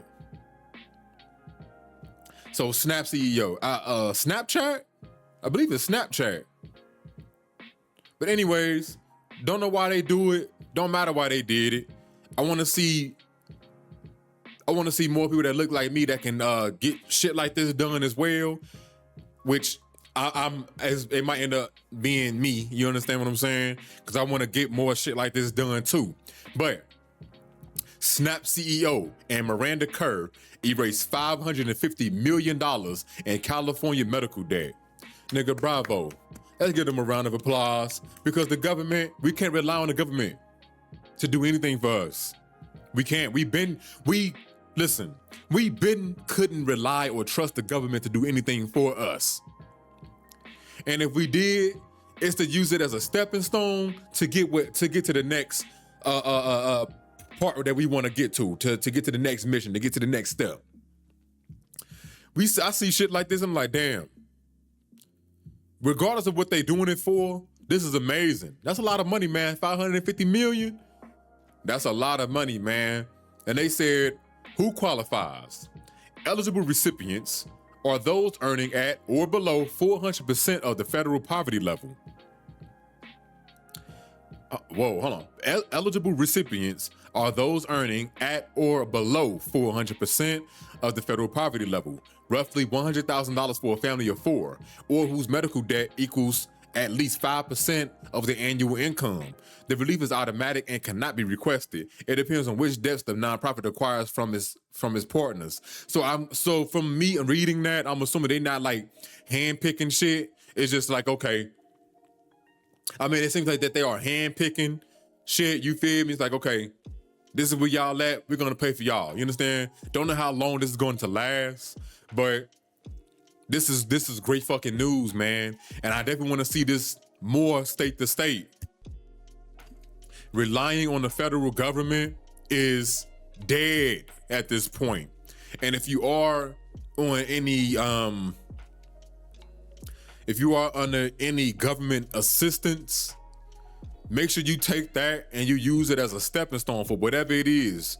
However minuscule, however large, it don't matter. Use it as a stepping stone, because you are allowing your life to be put in somebody else's hands, especially our government. You know our government don't give a fuck about us. So use it as a stepping stone, man. I can't wait till I'm able to be like, yo, I just erased $1 billion worth of medical debt or college debt, college tuition debt, shit like that. I want to be able to do that shit, bro. I want to be able to do that. And me, I can live comfortable, like, say everything that I do, it amounts up to like, I don't know, $2 billion, right? It's not my net worth, because my net worth probably about 50, 60, $100 million, whatever the case may be. I took $2 billion and I'm gonna make that back. And I'm paying off debt. Nigga, my family will already be financially stable, financially wealthy as fuck. But I can also help other families become financially wealthy and stable as well, for generations to come. Because I'm not a greedy nigga. I want to see people eat. You understand what I'm saying? If my businesses amount to $2 billion, or whatever the case may be, or whatever it is, right? My net worth is 100 million. Let's just start small. Say my net worth is 100 million, and I got and I have passive income coming in, and it's helping me, grow more of my 100 million. I want to be able to take 50 of my $100 million and be like, okay, look, it's gonna be 10 million each for 5 families, if not more. Matter of fact, let's do 5 million each. So that's what, 10 families? And it's gonna be in like a trust or something like that, so the way they don't have full access to the whole thing. They got money coming in, however much it'll be. Let's just say 5%. They get 5% of that 5 million per year. They can take, and that's what's 5% of What's 5% of 5 million? Let me see, 5 million. Let's do the math right here. I about to say chat. Let's do the math right here. Times 0.05. That equals, that's $250,000 a year. You could take that money and you can invest. You can do whatever the fuck you want to do. And when I build my money back, I could do that for other families and shit like that. Then I can pay off debt and pay off, you know what I'm saying? I can do whatever I want for these people. But this is just to show, like, these are the opportunities that we have that we can give one another. You understand me? So yeah, man, the opportunities are fucking endless, man. It really is. And I really do hope we see more CEOs do something like this, more people do something like this. You feel me? You know, they're eradicating debt from families that are impoverished. You understand what I'm saying? Credit card debt, tuition, medical debt, any sort of debt that is holding families from just getting that extra leg up will be, can be, and shall be eradicated, dismissed, paid off. Now they ain't got no worries and they can fully focus on what they want to focus on. You feel me? So it only take a little bit of time. I want to be able to fund somebody's children to, you know, go to AAU. You understand what I'm saying? Participate in basketball AAU and shit like that. Or pay for their children's extracurricular activities for the year. You understand what I'm saying? However much it be for a year, you ain't got to worry about it. Or pay on somebody's daycare, because daycare is very fucking expensive. I believe on average, a parent has to pay, like, I believe the average is $1,500. Let's Google it real quick. Since we up here Googling shit, what is the average for, let's see, child care per year? Let's see. Oh my God. So the national average cost of center-based child care is roughly $15,000 to $17,800. What the fuck? Some people's daycare, it's like daycare centers cost average $10,900 to $16,000 per year, approximately $900 to $1,000 to $1,300 a month. Jesus, I want to be able to pay that up for a year. I want to be able to, like, you know, hey, daycare for you cost $16,000. I know you ain't woo. I'm gonna give you $16,000 for the year. You ain't got to worry about it. That's extra money. You can save $16,000 this year because I'm gonna pay for your children's daycare. I want to be able to do that. I will be able to do that. Matter of fact, I am doing it. Just speaking to in existence, I am doing it. I want to be able to do that shit, bro. That shit is important to me because there's so many impoverished families that needs that help, that can't get that help because they can't get it from family or they the breadwinners in their family. So you, whatever the case, I want to be able to pay for that daycare for the year, bro. 10 to 16K. Let's just say 20K. Hey, fuck it. Let's just run it up 20K. Here's $20,000. Why? For daycare. Is your child in daycare? I want to start a program. Like, up to, like, I don't know, however many families, they get $20,000 for the daycare, and it's going strictly daycare. You register you register your child for the program, and, you know, if I can get everybody in, that'd be fucking fantastic. But if not, we'll do a program of up to $20,000 for 20 families. Let's do the math on that. Excuse me, let's do the math on that. Let's do 20,000 times 20 families. That's $400,000. Too easy. So we got $400,000 for this program, and it's only going to grow more because I'm gonna have that program in a system, basically something like mine, where it creates its own money, pays for itself. Basically, I ain't gotta put no extra money into it because it's gonna pay for itself. I don't know what I call the program, but I want to take $400,000 and pay for 20 families for daycare for that year. And then we move on. and give them and also give them a game plan too. Be like, okay, look, you gonna save $10,000 to $16,000, $20,000 for this year. However much you can take that money, and this is what you can do with it. You can create your own cash flow. And then you can have the daycare pay for itself or whatever the case may be. I want to be able to do this shit. You understand? So the same thing I want to do for the same thing that I want to do for real estate, I want to be able to do for other families as well. I need to write this shit down, put it in have it on a vision board. You understand what I'm saying? Because my vision is becoming more fleshed out. You feel me? Like, I want to be able to take proceeds from when I start doing tours and shit for the podcast or whatever the case may be.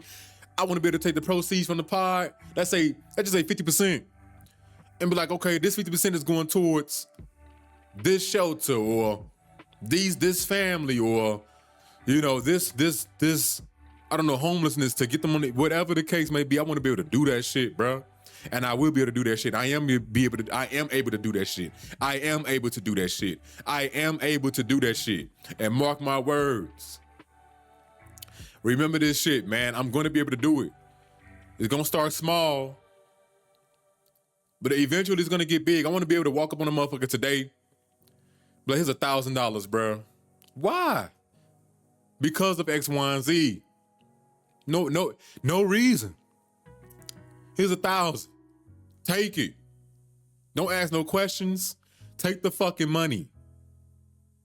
I want to be able to do that shit, bro. Those videos that I be watching on IG and shit, that shit low-key inspiring. I ain't gonna lie. I'm like, damn, not that I want it to happen to me, but I want to be able to do that for others. You understand what I'm saying? Like, I want to get to a point where, like, every month I'm able to pay for somebody's groceries. If I'm in a grocery store and I'm paying for my own groceries, and I see motherfucker got a cart full of shit, I'm like, hey, I'm about to pay for your groceries today. And here go extra $200 on top of that, just cause. And if you want to, when you can, pay it forward if you want to. What you do after this ain't none of my business. But I pay for your groceries. You feel me? I just want to be able to do that at any time. Then I wanted to get to a point, anytime I'm in the store, I could pay for whatever. You understand? Or if I'm in the store, if I'm in the store, be like, hey, I'm gonna get on the intercom myself. Anybody who is in the store right now, whatever groceries you want, I'll pay for that shit right now. You might be in here for a little while. It's gonna take a little minute, but I'm paying for the whole store groceries. Fuck it. Fuck it. I want to be able to do that shit, bro, and say fuck it over the intercom. Fuck it. I'm paying for everybody to go today. So it's possible, man. Like, seeing this type of shit is inspiring, and it's all about building that capital, bro. It's all about building that capital. Like, when I get my pod monetized and I start getting paid from the podcast and stuff like that, some of the proceeds, I'm gonna take like 30% of the proceeds that I'm gonna I'm gonna go out and I'm gonna pay for post groceries. And I'm gonna come back and talk to you about it. I don't really feel too comfortable about recording it and stuff like that. Just cause I'm not really into that whole thing. But I'm gonna come back and I'm gonna let y'all know. Matter of fact, point of conviction. I'm gonna be like, hey, only thing you gotta do for me is go listen to the podcast. And if you don't want to listen to it, just put under the comments, he paid for my groceries today. Or he did this for me today. That's it. That's it. Just so y'all know I ain't bullshitting, bruh. Just so y'all know I ain't bullshitting. I want to be able to do that, man. I want to be able to just go at will, and just go somewhere and be like, hey, even if I'm just walking to a store, be like, hey, I'm about to pay for your groceries. Or hey, if you don't get no bullshit, I'll pay for all your groceries. So all your weak ass snacks that you be eating, them damn chips that you about to feed your children, they ain't no good for them. They got that red 40 in, that blue 7, that yellow 80. They got all this bullshit that you can't pronounce in it. If you get things that ain't got nothing on them on the back of them labels, I'll pay for all your groceries today, right now. Go ahead. I'll wait for you at the register. But in the meantime, though, I'm gonna do my own little shopping. I want to be able to do that, bro. It's, man, I can't wait. It's on, bro. It's on. Like, this shit is inspiring. It really is, man, to know that I can really make a change like that out here. And we can be the change that we want to see. I don't want to see motherfuckers broken pole. And this is why I'm going to do what I'm going to do. You feel me? So that's all I got for you on the miscellaneous news, man. I'm going to make sure I have more miscellaneous news for y'all in the future. Because, yeah, this is some good shit. This some good shit. Damn, we are an hour and 57 minutes in, and I ain't talking about my favorite part of the pod, investing. Listen, investing is only for those who are patient and know when to take profits to create cash flow. I'm gonna repeat that again. Investing is only for those who are patient and know when to take profits to create more cash flow. Reason why I bring that up as a point of contention is because you got to have patience in these markets, whether it's the stock market, the crypto market, oil, gold, silver, precious metals. It don't matter what market you in, you're going to need patience. Like, when you invest, it's not about quick money, but it's about compounding and making money over time. You feel me? By researching an asset, have full conviction in that asset, and buying that asset, knowing that it's going to go up over time, and the more money you put in, the more money you're going to get back. Right? That's the whole reason why motherfuckers need to invest. And then when things do go up, when you do hit that liquidity event, you take profits off the top. You take your initial investment out, which is untaxable, which is non-tax, right? But once you take profits off the top, then that's the extra money, the capital gains, that is what becomes taxed, not the original investment. The original investment is just to get you started. But everything else is just capital gains. And there's a capital gains tax that come with it and all that shit, blah, blah, blah, blah, blah. And there's ways you can mitigate that and learn about that shit now, but we'll talk about that another day. But yeah, that's the whole point. You take profits, and you take those profits and you be like, okay, what am I gonna do? Let's say you put in 10,000 and you made 50. You took your initial investment off, then you take $50,000 in profit. Now you got a free $50,000 on top of that 10, you got 60. Now you can either wait to see what the market does. If it come back down, things go red, you can buy more incrementally. Or you can go buy dividends, see what has some decent yields, go buy those dividends. Now you got cash flow. Or you can go fund a life insurance policy. You take that life insurance policy money, you can borrow against it, you can buy more assets. Or you can take a lot of that money, put it into a high yield savings account, and let that shit do what it do on its own. Or you can invest in real estate, find some property that's like $25,000. You got $50,000 on you, $6,000 on you, so you got enough to do renovations, you got enough to, you know what I'm saying, do what you need to do. Have cash reserves and shit like that. And then now you got your first property. You get rent money, now that's cash flow. You feel me? That is the whole point of investing. Invest, make your money, and create other sources of income with that money that you invested. But you gotta be patient. This isn't a game that you get into to get rich quick. You wanna get rich quick? Go gamble, go play that lotto. It ain't guaranteed it's gonna happen, but it's possible. It is possible. So that's the whole point of investing, man, is to be patient, know when to take profits, and then create that cash flow. So, excuse me. Y'all know I talk about this shit all the time, creating cash flow, capital yard, You take that money, again, let's say you take that $50,000, that $60,000, you can take 10, and you can put it to the side as dry powder. That's gonna be money that you reinvest back into the market.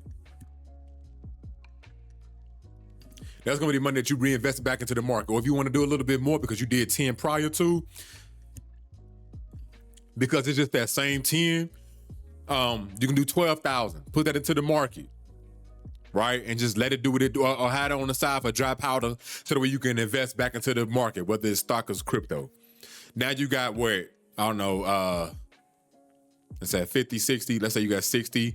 Now you got $52,000 left. You could take another 10, you could take 10 to 15. Oh hell, you could take 25. Let's say you take $25,000 You can go buy a property. You go buy a property for $25,000. They out here. I research them all the time. They out here. I'll be looking. They are out here.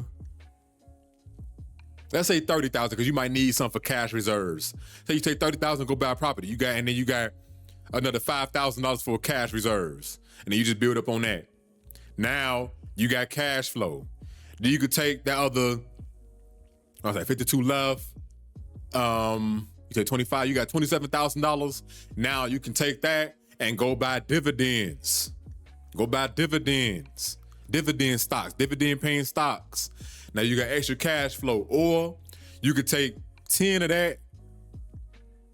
You could take 10 of that, and you can go buy dividends and use cash flow. Now you got 17,000 left. The math might be a little wrong, but y'all get the gist of what I'm talking about. Now you got 17,000. You could take that. You could put that into your life insurance policy, or you can put it into a high yield savings account. But you can put that into a life insurance policy. You can borrow from your life insurance policy and go create more cash flow. Go buy more assets. The assets go up. You don't have to pay off that loan either. If you borrow from your life insurance policy, you don't have to pay off the loan. It will only be taken off the death benefit when you die. So say you got $100,000 in your life insurance policy, and you take out 50, and you didn't get a chance to pay that back because of something happened, or you didn't plan on paying it back. That $50,000 just come off the death benefit. You don't have to pay it back if you don't want to, but I pay it back because I want the death benefit to be as high as possible. So you can borrow from your life insurance policy, and you can go buy a cash generating asset, use that cash generating asset to pay off the loan. Now you got free money. And guess what? That principal in that life insurance policy still continues to grow. It still continues to grow. You still collect interest off that motherfucker. You ain't got to worry about Nathan, nothing at all. Go look it up, bro. Matter of fact, go call Nationwide or whatever life insurance that's out here and go ask them themselves. I asked these questions. I got the information. This is why I know. This is why I'm speaking so freely, so confidently about this stuff. Go ask about that shit, bro. There's so much money to be made out here. So many ways that you can create cash flow for yourself. So many. It's so much, bro. It's so much, and you can do this shit. It just takes a little bit of time, a little bit of money, a little bit of compounding interest, and a little bit of patience. And it's gonna get you where you need to go, whether that's 2 years, 5 years, 10 years. What Larry June said, a lot of shit can happen, my nigga, in 60 days. A lot of shit can change in 60 days. A lot of shit can change in 60 days. That can lead you through 5 years, 10 years of success. That can lead you to the rest of your life being successful. You understand? Whatever that looks like for you. So, again, there's so many different ways, there's so many different avenues that you can take to, grow your money. Like, let's look at this one last thing, man. One last thing before I wrap this shit up. I just want y'all to look at one last thing. And that's the stock market, right? I mean the crypto market. Look at these prices. Bitcoin, when I woke up this morning, was at $58,000. Amazing buy. XRP is at $1.04. I was buying XRP between 39 and 50 cents. XRP coming down to $1.04 is beautiful. I love these low ass prices. Just think if you was to borrow from your life insurance policy, you took $50,000 from your life insurance policy, and you bought XRP or whatever the case might be. When that shit go up, and you see that 50 turn into 100K, you take your initial investment out, you pay back that loan plus a little bit of interest. Now you got $50,000 sitting, free money. Then you start taking profits off the top. Now you got extra money on the side where you can either use for a vacation, you can pay off some debt, whatever it is, bro. Whatever it is. But these prices are low as hell. This is an amazing time to buy. And again, I am not a financial advisor. This is not financial advice. I'm just giving y'all tools on what I see and how I'm going about this stuff. You understand? Like, bruh, I am creating extra cash flow so I can have money to buy H-bar every day, Chainlink every day, XRP every day, Bitcoin every day. I might get some Ethereum because, man, that shit cheap as hell, and that might end up going to $22,000, $25,000 sometime soon. XLM every day.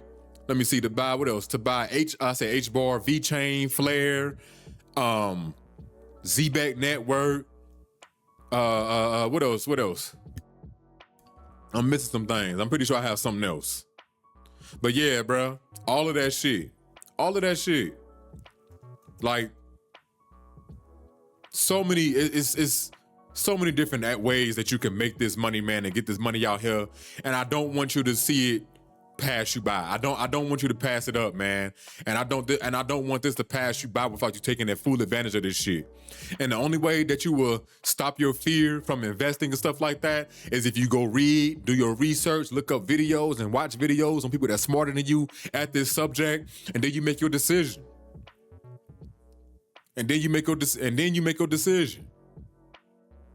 So, listen, the possibilities are fucking endless, man. It is, bro. It is. Like, you can create new money for yourself right now.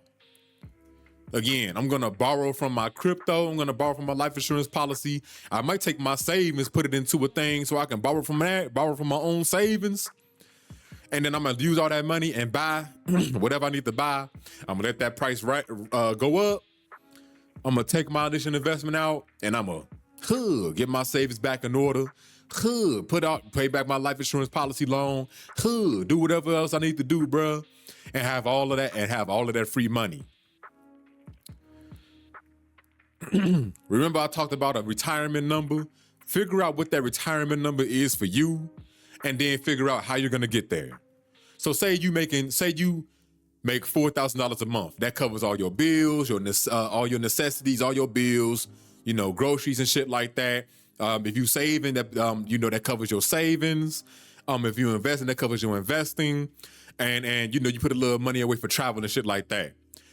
Figure out what you need to do to make $4,000 extra a month, and then you can retire off of that because you have passive income doing the work for you. Your money is making money and it's doing the work for you. Now you can choose to work or not. You can choose to quit your job or not.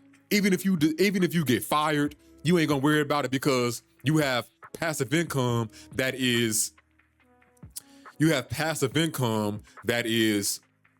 paying for everything already. You ain't even gotta worry about it no more because you already got these things in place that's paying you every single month. You understand? So just figure out what that retirement number is for you, and you can get there. A lot of motherfuckers think that you need $10 million and shit like that, $1 million to retire. Nah, it's whatever your retirement number is. What is all your basic necessities, and then all the extra shit like entertainment or whatever the case may be. Everything in 1 month or for the whole year. Figure out what you need to do to make all that extra for the year, and then you good. You good. But again, this is another way to think about this shit, man. You probably didn't think about that shit. You be like, damn, I thought I needed such and such to retire. No, you don't. You don't. So that's all I got for y'all, man. Hopefully y'all enjoyed this episode of the pod. We are 2 hours and 11 minutes in. God damn, boy. Woo. I be yapping my ass off, but that's because this goes to show how I know what I'm talking about. That's all. And I'm passionate about this shit. And I'm happy to be here, and I'm happy that I'm able to, record and put this information out there and give y'all a different way of thinking about y'all money. I'm just happy to be able to do this shit, man. Make sure y'all share this shit with y'all friends, y'all families. You know what I'm saying? Rewind certain parts of the podcast if you need to, just in case, some gems was dropped and you just in case some gems dropped and you didn't know that you had to pick those up, or those are some gems that you didn't know that you could pick up. Go back and listen to this shit, man, because it's a lot of good information. So with that being said, I really do appreciate y'all for coming through and listening. This has been episode 70 of the Von Talks podcast. Make sure you exercise, drink some water, and fucking relax. And I will most definitely see y'all last on the next episode. Peace.